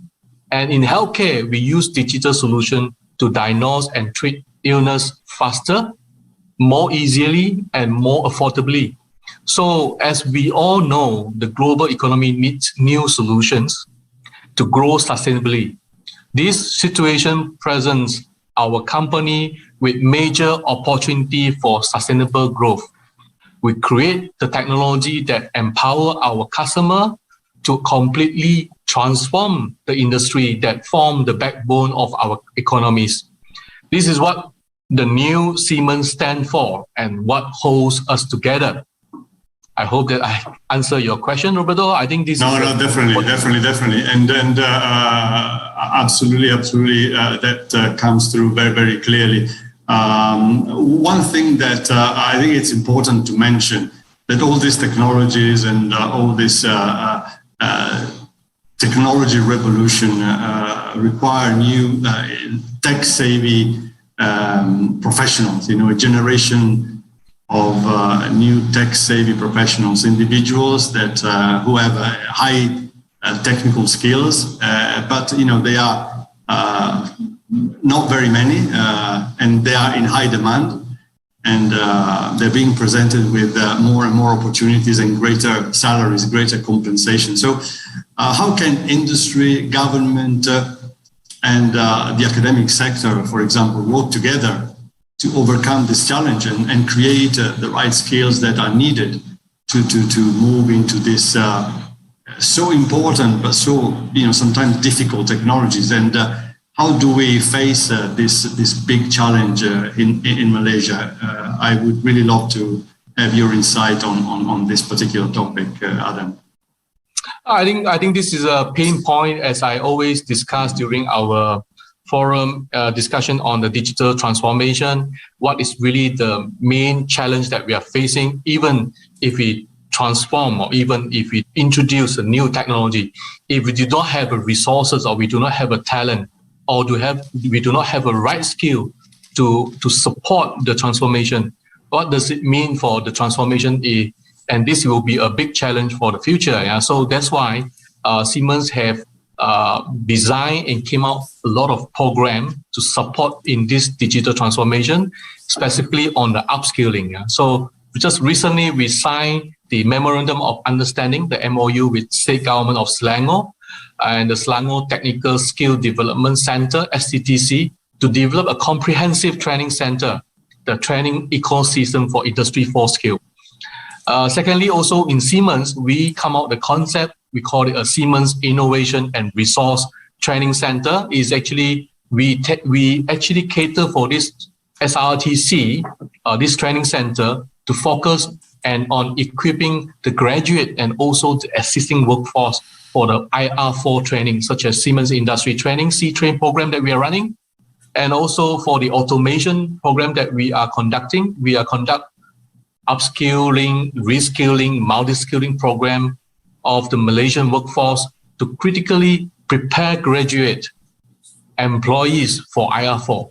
So it is important. Our graduates responding, Adam, is this happening? It is happening. It is the international industry standard that we widely accepted, what we Siemens trying to introduce, and we partner with the institution, college, and worldwide to train students. I put a lot of effort over this program running for the past 2 years, trying to accelerate, see how we can bridge between the university and the industry. So this is important. Also, we partnered with MIDA recently. We partnered with MIDA for working together with the local university and for the research institute to develop high talent program. This is actually to address the hybrid digital skill and meet the IR4 needs. The project ultimately goal is to develop young leaders in the various industry, equip students with the necessary skill, not only the IR4 skill, but it's also to introduce them with certain leadership skill and soft skill. That will help that the individual not only have the technical skill, but it's also have moving forward the future skill that is required. Besides that, Siemens also partnering with local university to upskill our talent in Malaysia to ensure our labor force stay relevant. So we partner with MTUN, the Malaysian Technical University Network. We offer a new technical education program. We put our syllabus into their degree, bachelor degree in industry, electronic and automation. Students in this program will learn about Siemens Total Integrated Automation module across different disciplines in the syllabus, which is co-developed by Siemens and the respective university. The aim to prepare these students for the world of system integration and professional certificate from Siemens as a qualified and versatile system integrator. So these are the two areas we look into that. We're trying to build to upskill our workforce and also the undergraduate and the postgraduate. On the other hand, we bring our syllabus into university so that the future, the student is also learn about the new technology is going to have an impact to our future. It sounds very interesting, but most importantly, it sounds that it's happening. So I'm very glad to hear these very encouraging pieces of information and updates that you have just given us. Adam, thank you very much. We need to run to the next part of right. the event today, but thank you for this very enlightening and a very insightful conversation. As always, we hope we have more time, but Yes. we need to move on. Thank you very much again. Thank you. Adam. Thank you very much. Thank you. Thanks a lot. Thank you a lot. Ladies and gentlemen, now we have come to the last segment of this webinar, a panel discussion with our esteemed speakers on sustainable mobility as the key to transformation for low carbon cities. We are delighted to have experts from various sectors to join this panel discussion. First, let me just introduce the panelists. The first panelist today is the town planner Chow Long Wai.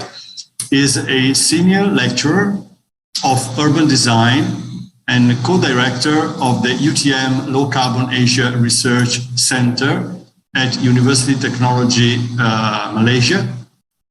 He has taught, researched and practiced town planning for over 20 years, specializing in urban design and land use planning, with a deep passion for promoting and delivering low carbon, sustainable and livable cities. Over the past 10 years, he's actively worked with and helped 14 Malaysian cities and regions to develop and implement low carbon policies and climate action plans using the science to action approach, and has been engaged as expert, consultant, and a think tank member by international agencies to work on city level climate action planning in Malaysia, but also in Southeast Asia. In our panel today, we also have Mr. Uzaimi Nur Omar, who is the Senior Director of Low Carbon Mobility at MGTC, Malaysian Green Tech Corporation. He has more than 14 years of experience in the automotive field and more than 8 years of experience in electric vehicles, having overseen assignments to expand the charging station infrastructure and improve energy efficiency through increasing demand of electricity from EV charging stations. With Uzaimi, we'll focus on Malaysia low carbon mobility blueprint. We will dive into this important document. Last but definitely not least, we have Mr. Arjun Raju, who is the Regional Sales and Business Development Manager in Asia Pacific for Siemens e-Mobility. Arjun is an accomplished sustainability and EV expert. He has over a decade of experience in e-mobility industry and is now spearheading Siemens' foray into the e-mobility space within Asia Pacific, supporting governments, industries, and corporates to transition to sustainable mobility with the electrification of private and public vehicles through digitalization and technology transformation. Ladies and gentlemen, let's start the discussion. Allow me to just do a quick intro. So one of the greatest environmental challenges we face today lies in mobility. We need a seemingly infinite network of transportation systems for society and the economy to function efficiently. However, transportation, as we all know, is a huge contributor to global CO2 emissions. Creating sustainable transportation solutions is one of the greatest challenges facing cities today, but also a great opportunity for low carbon development of cities. Our panel today will discuss about carbon neutral, energy efficient transportation options, which are sustainable on both environmental and at the business level, and ways to enable and mainstream these mobility solutions. So we start with Mr. Chow, town planner, Mr. Chow. Mr. Chow, we understand from you that an effective approach to sustainable low carbon transportation planning follows what you you taught us, and I read some material about that. That is extremely interesting. The ASI framework, which the acronym stands for avoid, shift, and improve. So I would like to start by asking you to elaborate more on these three approaches for sustainable urban transport, the ASI framework. Over to you, Mr. Chow. Thank you, Roberto. And thank you so much, BCSD Malaysia, as well as Siemens, for giving me the opportunity to share a bit of what I know and what I'm very passionate about with this audience. So we heard earlier from the various speakers that technology plays a very important role for us to transition into low carbon or perhaps even carbon neutral societies in the future. And transportation, again, as mentioned, mobility is a key sector in this with respect to emission, especially in cities. One way to actually help us to think about how to reduce emissions in the transportation sector, and not only that, how do we make urban mobility more sustainable, is the ASI framework, as mentioned by Roberto earlier. So generally in the original concept of ASI, in talking about avoid, we basically talk about how we can help to reduce trip making as well as trip distances in cities. And actually, the original ASI conception focused more on the demand side, if you like, the end-use sector, behavioral change, and so on. So how do we get people to perhaps reduce trip making, reduce and help them to reduce trip distances? And when it comes to shifting, for those trips that need to be made, are we able to actually shift to less energy intensive and less environmentally polluting modes in that sense?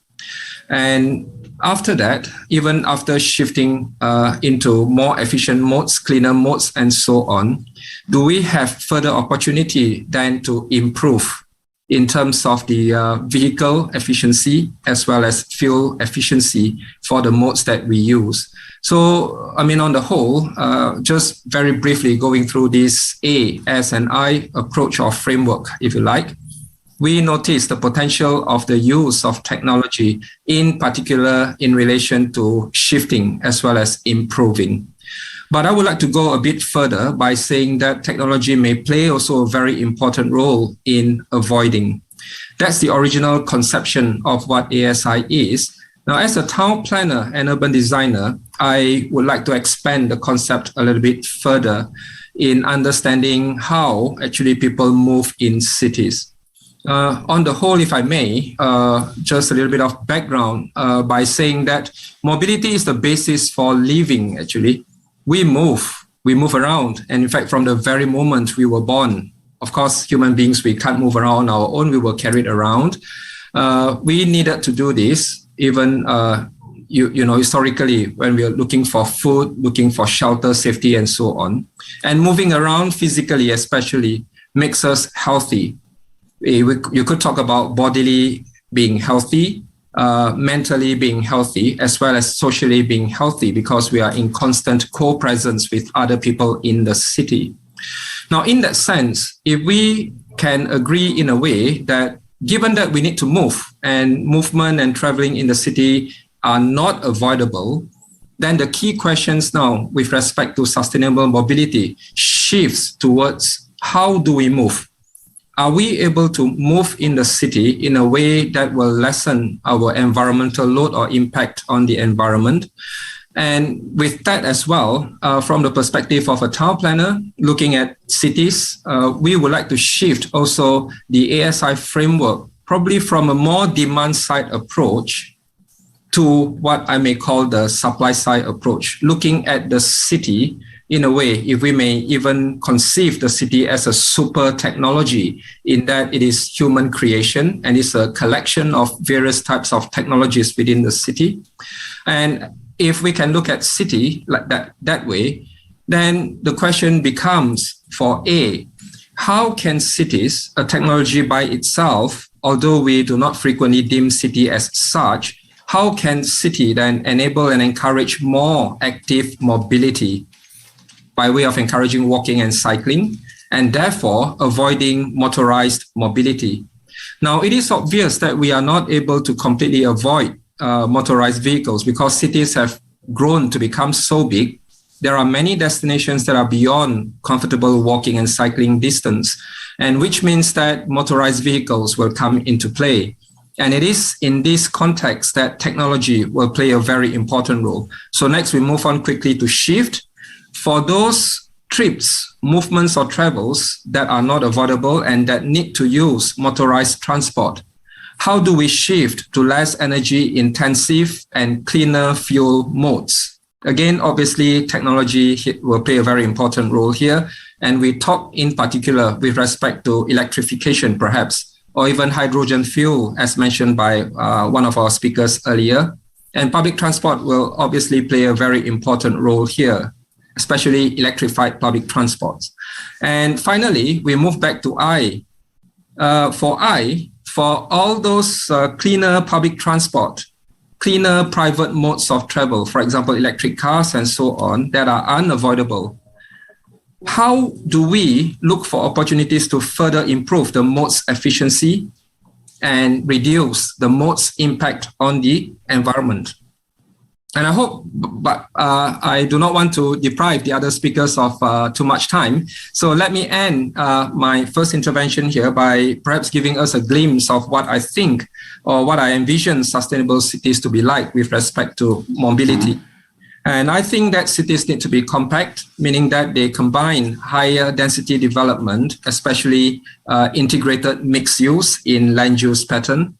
Importantly, they need to be designed to be human scale, and this needs to be embedded within the larger scale of the city, as big as it may grow, city regions and so on.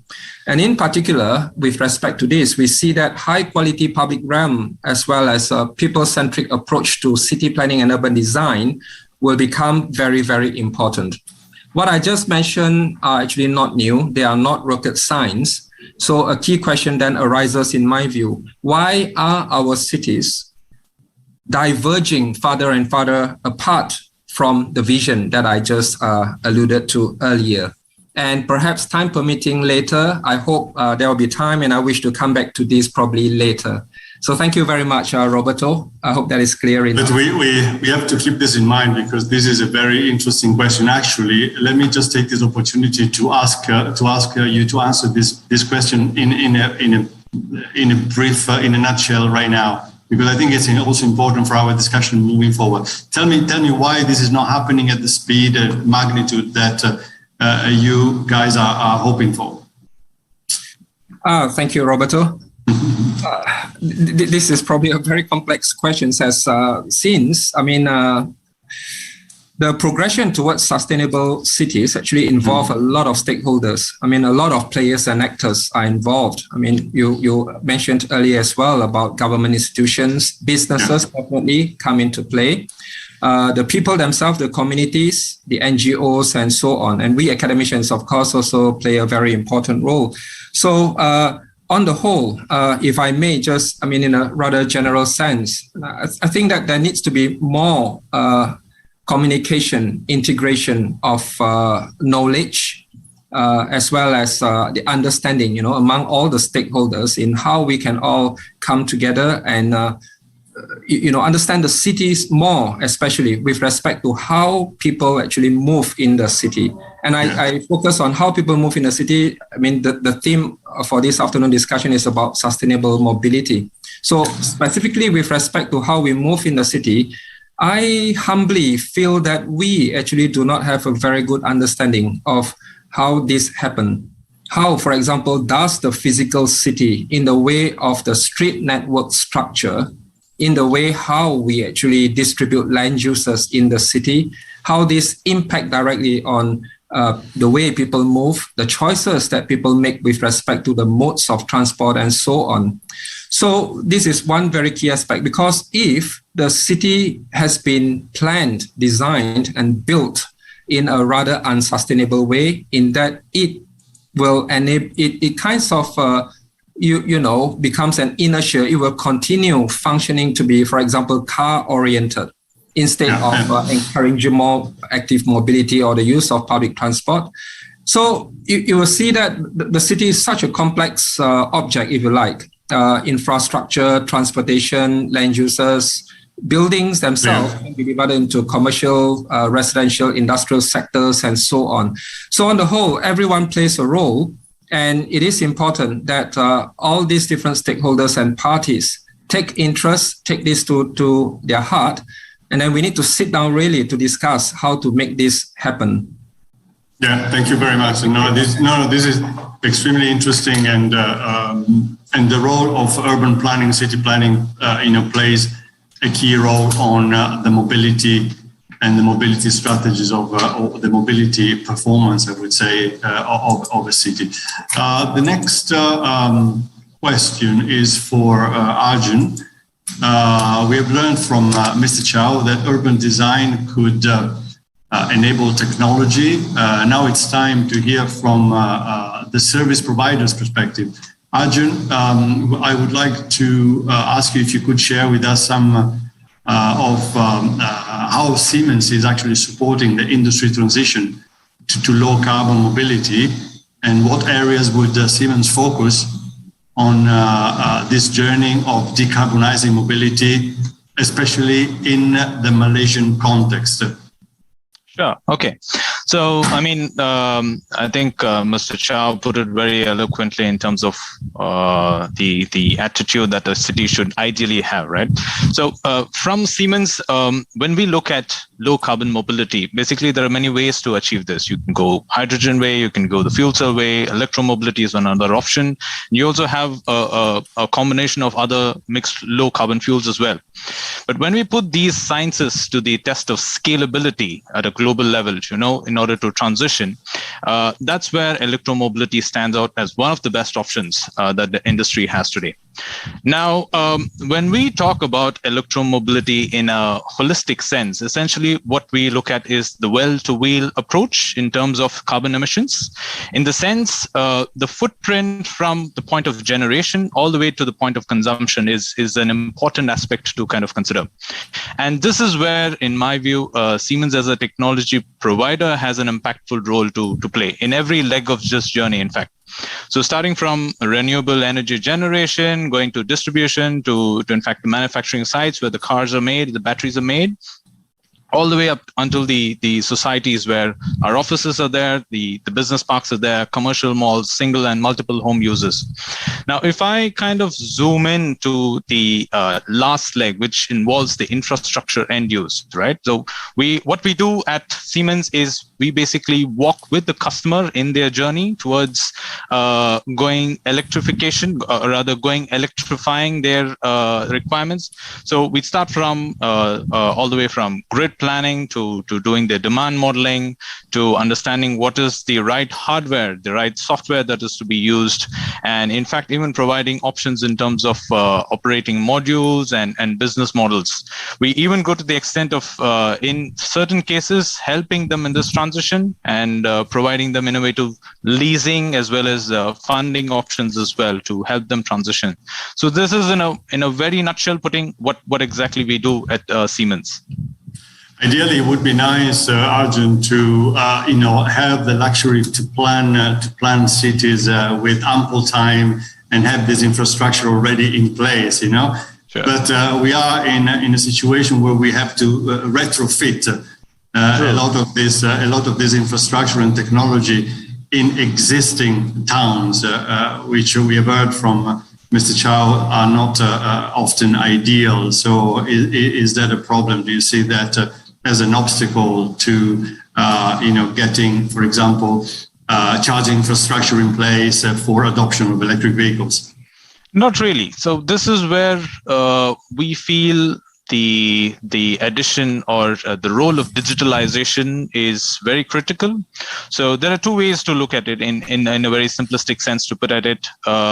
If we have to get a charging station at a point, we can go two ways. One is to go the larger grid upgrade, which means you will have to invest on running the cables, you'll have to invest on the power electronics getting upgraded, switching transformers and so on. Or you also have the option of using certain softwares which are able to dynamically manage power requirements, and therefore able to meet both ends in terms of meeting the objectives of having your cars charged within the ambit of the power available at that particular space in society. So again, from Siemens' perspective, we have solutions like the EVC3, which is now called as Zfinity. It's a very advanced software which can talk to any kind of, it's a software that is agnostic irrespective of what kind of chargers are there. So many different brands or kinds of chargers can sit on this software that talks on a protocol of OCPP. And using this software, we can do various different functionalities in terms of dynamic load management, smart charging, start, stop, delay. So based on the requirement of charging and keeping in mind the available grid power that is at that point of site. Yeah. Thank you. Excellent. Okay, let's move to Mr. Uzaimi, and let's talk a little bit about policy, which is a very important enabler to any kind of big transformation. The Cabinet of Malaysia recently has given final approval to what's called the Low Carbon Mobility Blueprint, which contains 4 main focus areas that look at greenhouse gas emission reductions from the point of view of 1, fuel economy and emissions improvements. 2 is electric vehicle adoption. 3 is alternate fuel adoption, so different type of fuels to be adopted. And 4th, transport modality shift, for example, from private to public, or the adoption of micro-mobility, or, for example, focus on two-wheelers. So the first question to Mr. Uzaimi is the following. Can you give us an overview of this low-carbon mobility blueprint and what you believe are the main points of the document, and where are the biggest opportunities to decarbonize the transport sector in Malaysia with this blueprint? Over to you, Mr. Uzaimi. Thank you, Mr. Roberto. This is quite fresh in terms of the approval from the cabinet. We have been working on this document for quite some we've lost you. Let's see if we can get you back. I think you're back now. Do you hear me, Uzaimi? Yeah, I can hear you. Okay. Let's try again. So the blueprint itself is addressing on the land transport sector. So previously, as what we analyzed, there were no actually dedicated guide or pathway for the carbon emission. How do we address the carbon emission? And we found that the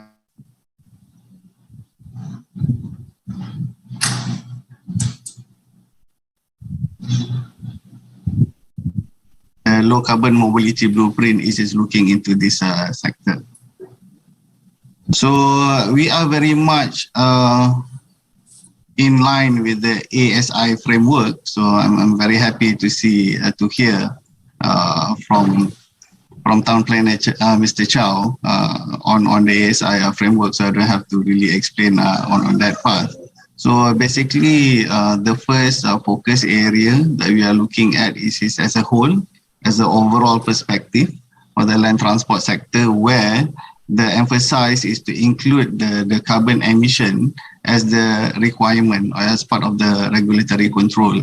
So this is actually to give a bit of like a push-pull factor in terms of like pushing for the better technology adoptions with regard to the choices that we have. So on this first focus area, as you mentioned earlier, the reducing the GHG emission, improving the energy efficiency of the vehicles, we're looking at from the new registration up to the end of life of the vehicles. So this is part of the differences of this blueprint. They address this rather holistically. So in the end of life vehicles, there also element of circular economy that is being addressed as well within this blueprint.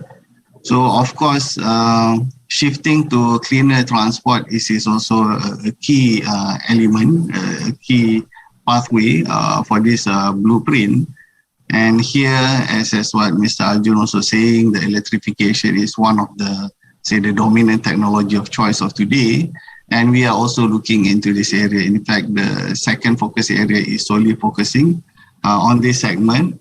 But we also, at the same time, we're quite mindful about the source of energy that coming for the electrification. In Malaysia, we have pretty much like 3 different grids, Peninsular Malaysia, Sabah, and also Sarawak. So we have like the best grid emission factor in Sarawak, and then, of course, in Peninsular Malaysia, the emission factor is also improving. So along the way, the thoughts is also being put onto how do we put more RE contribution into like energizing the electric vehicles in Malaysia. Of course, in this assessment of the technology and all that, we also reserve or being mindful that we have these fuel cell electric vehicles or hydrogen vehicles also in the considerations. So study is being done on this separately. In fact, within the blueprint itself, we understood that we need to have a specific roadmap for the fuel for the FCEV, and this is being done as we speak. Mode shift is one of the key things that is very much related to what we are speaking around here, and this is being covered quite extensively in the blueprint. So the shift, the key shift is like shifting to the public transport, which the stats today is actually quite low in relation to our country's advancement or the status of the country. I think we're going towards the developed country, and we should be having much higher public transport share. So the blueprint is targeting for 40% public transport share in all cities in Malaysia by 2030. We're also looking into like a huge opportunity of shifting the freight mode from road to rail, and this is also going to free up a lot of space on the road as well. And our rail freight is very much underutilized today, and we're looking into how do we actually connect the dots through this blueprint. Active mobility, yes, I don't have to speak too much about it since it has been elaborated before as well. And I myself is enjoying shifting myself towards the active mobility, especially on the weekend. Yeah, and what we did not cover extensively is something that is also a huge opportunity that came to realization with this COVID is going avoidance through digitalizations.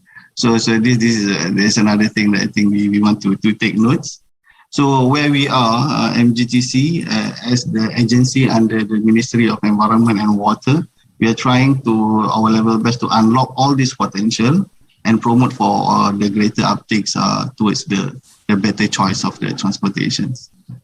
There is, thank you very much for this. There is also a chapter, the blueprint deals with the issues of providing EV incentives for the market. Can you give us a brief summary, if you can, on the main features of the incentives that you have put into this important document? When we formulating the incentive for the EV, especially, we also look into like the level of the affordability or the market uptakes in general for passenger vehicles, for instance. Yeah, so what being formulated is very much towards the assessment as well. So we're looking into like shifting the affordability or the options from right to left in terms of the segment. So it's probably gonna start on the higher value vehicle segment, and we hope that will help also the lower market segment in the near future. Of course, we are already talking about 2021 today. This is not much time to waste on those. But in terms of that general strategy, it is something along that line.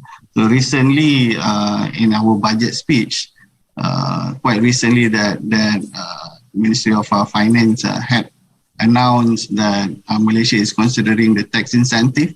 So we hope that we're coming in a big way. This is something that we are working on in terms of like the lead incentive for the electrification in Malaysia. And with that, I'm hoping that 2021 will be a good year for the EV, and maybe we can increase our target to be closer to what India is targeting. And we definitely have to be more ambitious, and probably taking into Malaysia the RE mobility project could be something to consider. What do you think? Yeah. Do you think that business coalitions, forming a big business coalition, could somehow improve the adoption? Yeah, we've seen now there's a lot of interest coming from various parties. There's a lot of initiative and also proposal that's coming in to go into this EV infrastructure business, and also bringing the models. We are still lacking in terms of like the more affordable segment, which we hope that we can bridge this one soon, probably from technology and product offering coming from China and India. Potentially is one of the two key regions that can provide this segment. Yeah. In the blueprint, I see there is quite a lot of space dedicated to two-wheelers as well. Yes, because in the two-wheelers segment, the price difference for the two-wheelers is not that big in relative to the four-wheelers. The issue with the two-wheelers right now is the riding or usage behavior of the local people to the performance of the electric two-wheelers. So there is something that we hope that the technology can reach very soon. And in terms of the charging requirement for the two-wheelers, we are very much looking towards unlocking the battery swapping system for the two-wheelers in Malaysia. Yeah, I think that would be crucial.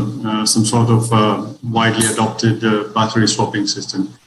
Okay, let's stop here for a second. We'll come back to you. And next question to Mr. Chow. After listening to speakers on the shift and the improve approaches, Mr. Chow, in your opinion, can technology play a role in supporting sustainable and livable human settlements that facilitates and encourage more local active mobility and support beyond walkability, low carbon transportation modes? What's your view on that? Yes, indeed. I think technology will play a very important role here. But before getting into that, I think it is probably important to also note that the physical form of cities, in how we design them, this is where urban design comes in and plays a very important role. How do we actually package the land use pattern together, especially locally, so that we have a better mix and integrated kind of relationship among those various related functions in cities that will enable more people to actually live near to where they need to go to. And this is a very fundamental aspect of avoid in the very first place.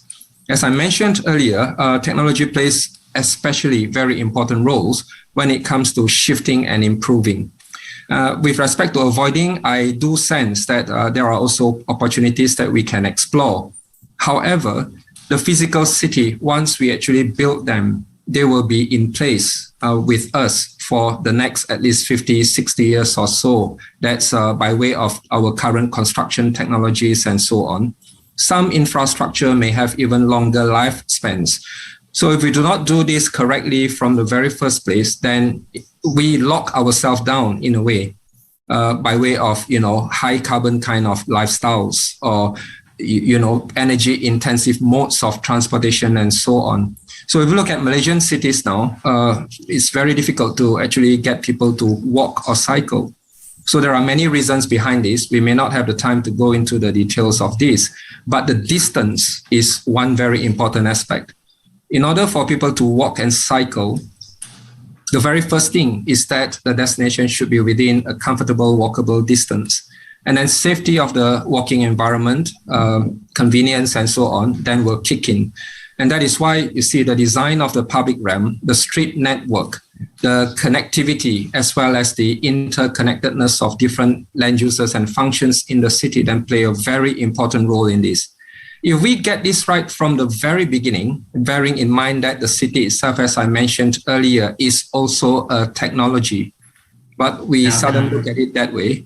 And, therefore, if we do it correctly, correctly inverted commas, then we would have created an enabling, if you like, an encouraging environment for people to willingly, comfortably walk and cycle more. And that already has been very well known to actually generate a lot of co-benefits in terms of health, physical health, as well as mental health, and so on. And therefore, I think that is probably where we should and would like to put more attention into. But having said that, technologies plays important role in S&I is because our cities have become like what they are today, and it cannot change overnight for the very reason which I mentioned as inertia. Once it's there, it's going to continue that way. And in the transition period, especially when we have a chance to rebuild, retrofit, the word that you were using earlier, or redevelop certain areas in the cities, and especially if we have new opportunities to develop new areas in the cities, let's make sure we do it correctly. And in the transition period, therefore, electrification of vehicles, as we still need to drive around because many of these destinations are beyond walking and so on.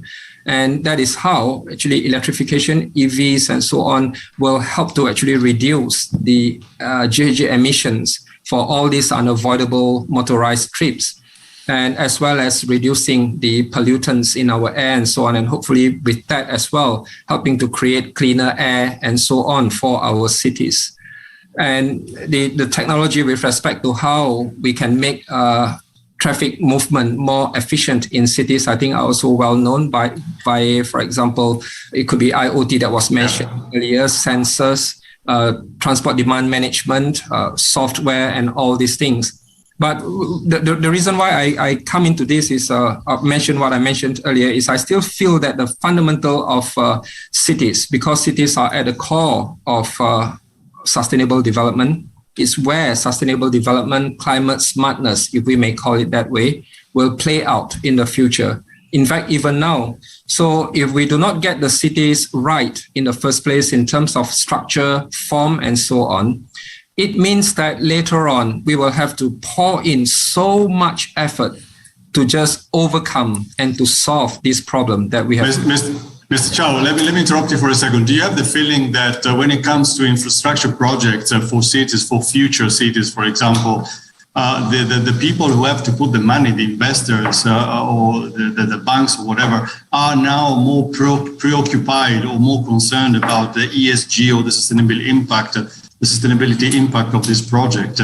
Because what I hear is that more and more these projects, these new infrastructure projects, need to satisfy quite stringent ESG requirements. So if that's the case, there is a sign of hope there. What do you think?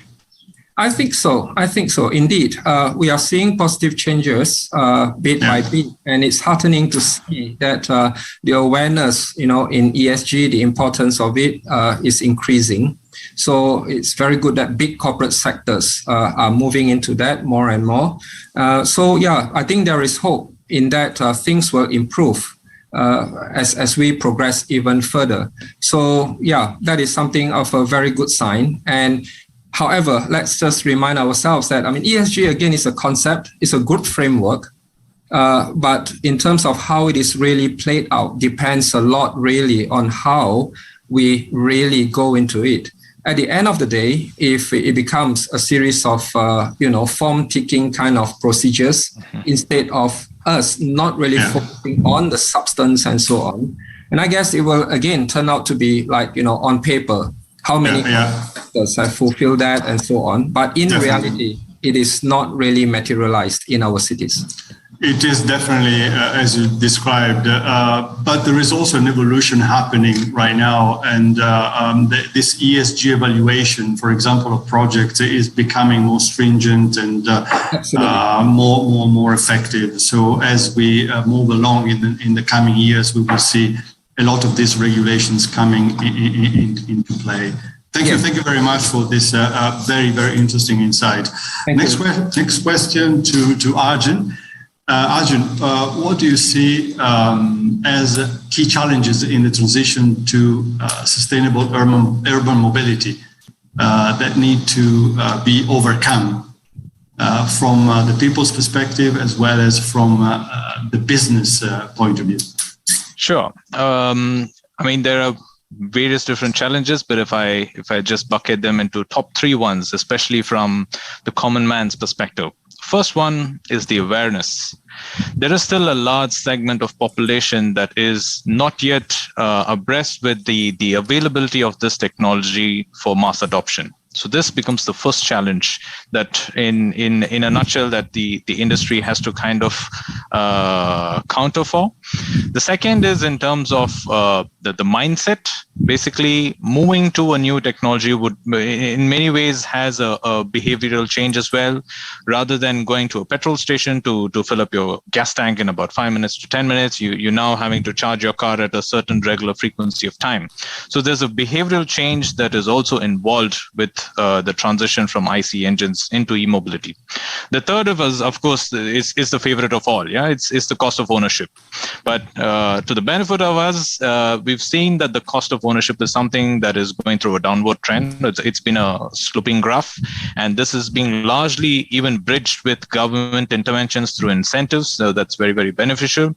And the overall, I mean, if I can just get into some stats over here to say that at the start of the last decade, we were looking at battery prices being one of the most essential components going into an electric car. And the battery prices per kilowatt was something around $500 per kilowatt. As of 2019, 2020, this number is somewhere hovering around 150 to 160 kilowatt, again, depending on the kind of battery technologies. But experts suggest that by 2030, this number should be hitting around $60 to $65 per kilowatt. So what this essentially is telling us is as scale grows, adoption grows, and as adoption grows, again, scale grows. It's like a positive helix that grows up, that pushes cost of ownership. Yeah.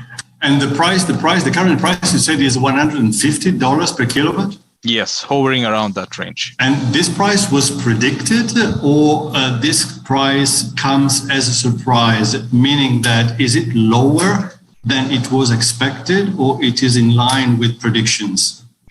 Well, different sources of predictions have different numbers, but the average expectancy that was predicted was by the 2020s, we would be somewhere below the 200 mark.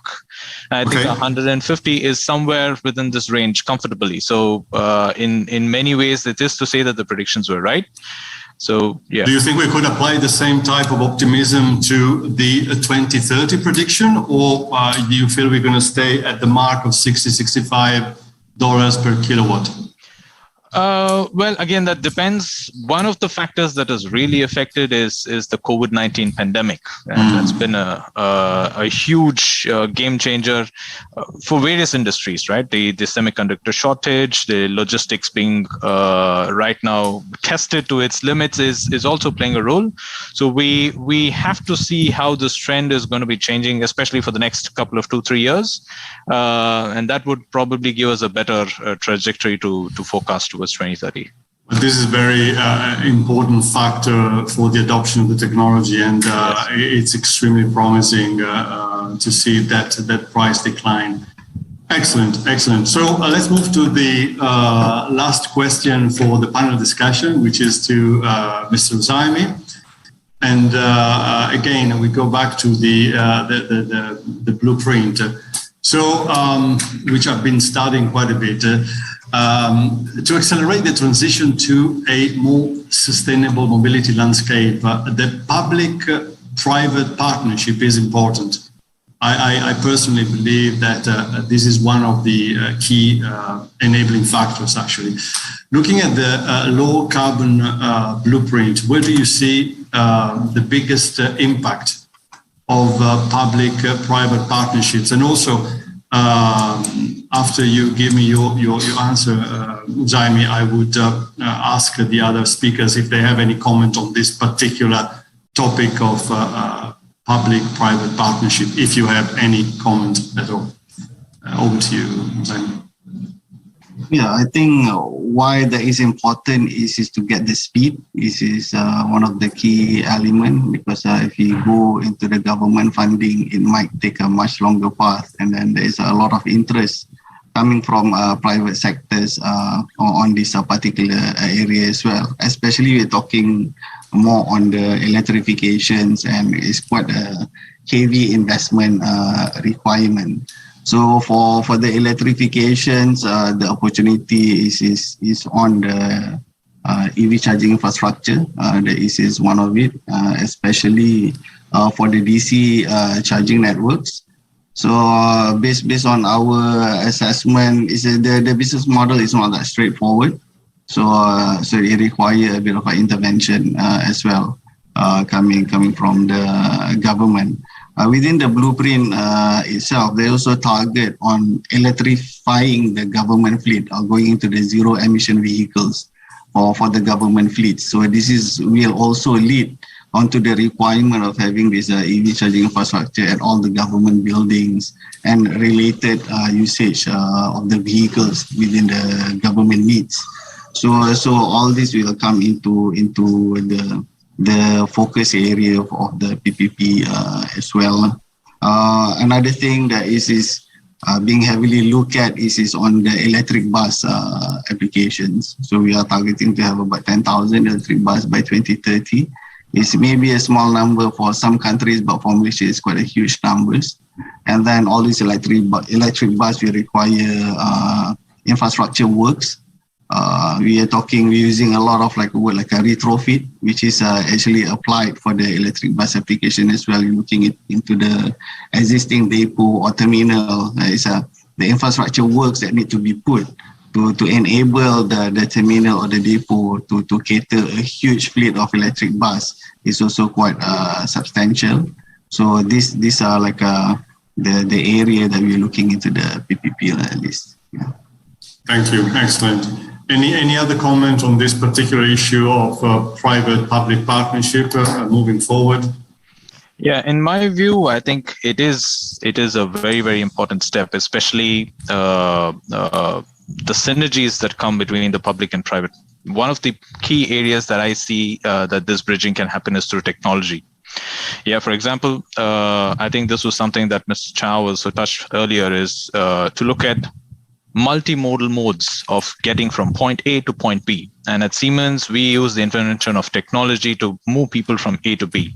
So it could be taking a train for the first leg, to move into a cab to the second, to move into an electric vehicle to the third, to take an e-bike in the last leg to get to your office. So all this legs of transportations is kind of brought into a certain single platform that is easily accessible on say a user's smartphone, and you could pay for it, you could charge your car for it. Everything has a benefit when it's made as easy and convenient when it's there on your smartphone. So I think this is very, very interesting. It should be the way forward in terms of cities, especially because cities are already there.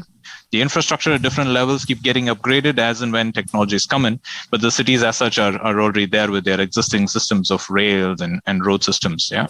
So that was just my view on it. Any final comment from you, Mr. Chow? Yes, please. I agree fully. I think we are all in agreement that smart partnership becomes very important between especially the public and the private sector. I mean, for the very reason, even if we look at sustainability being a combination of, if you like, profit, policy, planet, and people. So the policy part will need the government to come up with very clear policies to guide the whole development of cities and the whole country. With respect to profit, then corporate sectors may need to come in, businesses, for example, because these are the sources of money, funding, as well as technology. So, I mean, in a way, better communication and understanding, I think, across all these different stakeholders will be needed. One very clear example is actually the very project that we are now actively involving with Kuala Lumpur City Hall, or the BKL, in trying to transform Wangsa Maju into a carbon neutral growth center by 2050. And over there, we see actually we are trying hard to actually promote a very good partnership between the city council itself with the corporate sectors that are within the Wangsa Maju area, as well as working with the people. And we are beginning to see some real projects in the process of being put on the ground. And the university then also steps in by providing the input, technology, know-how, and so on. So definitely, PPP, very, very important for us to actually progress towards a more sustainable future, especially in cities. Thank you. Thank you, gentlemen. This has been a very exciting discussion. I hope it's been also interesting for you. We've come to the end of this panel discussion. And unfortunately, this is all we have time for today. As usual, it would be nice to keep going, but we'll do it next time. So thank you, gentlemen. Thank you, everyone, for your engagement in this very exciting and insightful discussion. It has been productive. Hopefully, it's been productive for you. Certainly, it has been very interesting for me. We appreciate your interest in learning more about cutting-edge technologies that help with the sustainability transition. We hope that you have found the session insightful, learning from our esteemed speakers, which I thank again. If you're interested in learning more about our programs, I'm talking about BCSD programs and activities, kindly visit our website, bcsd.my, or just leave your email in the chat box and we will get back to you as soon as possible. We look forward to seeing you for the next event. Check it out on our social media. Stay safe and do stay in touch. Thank you and see you again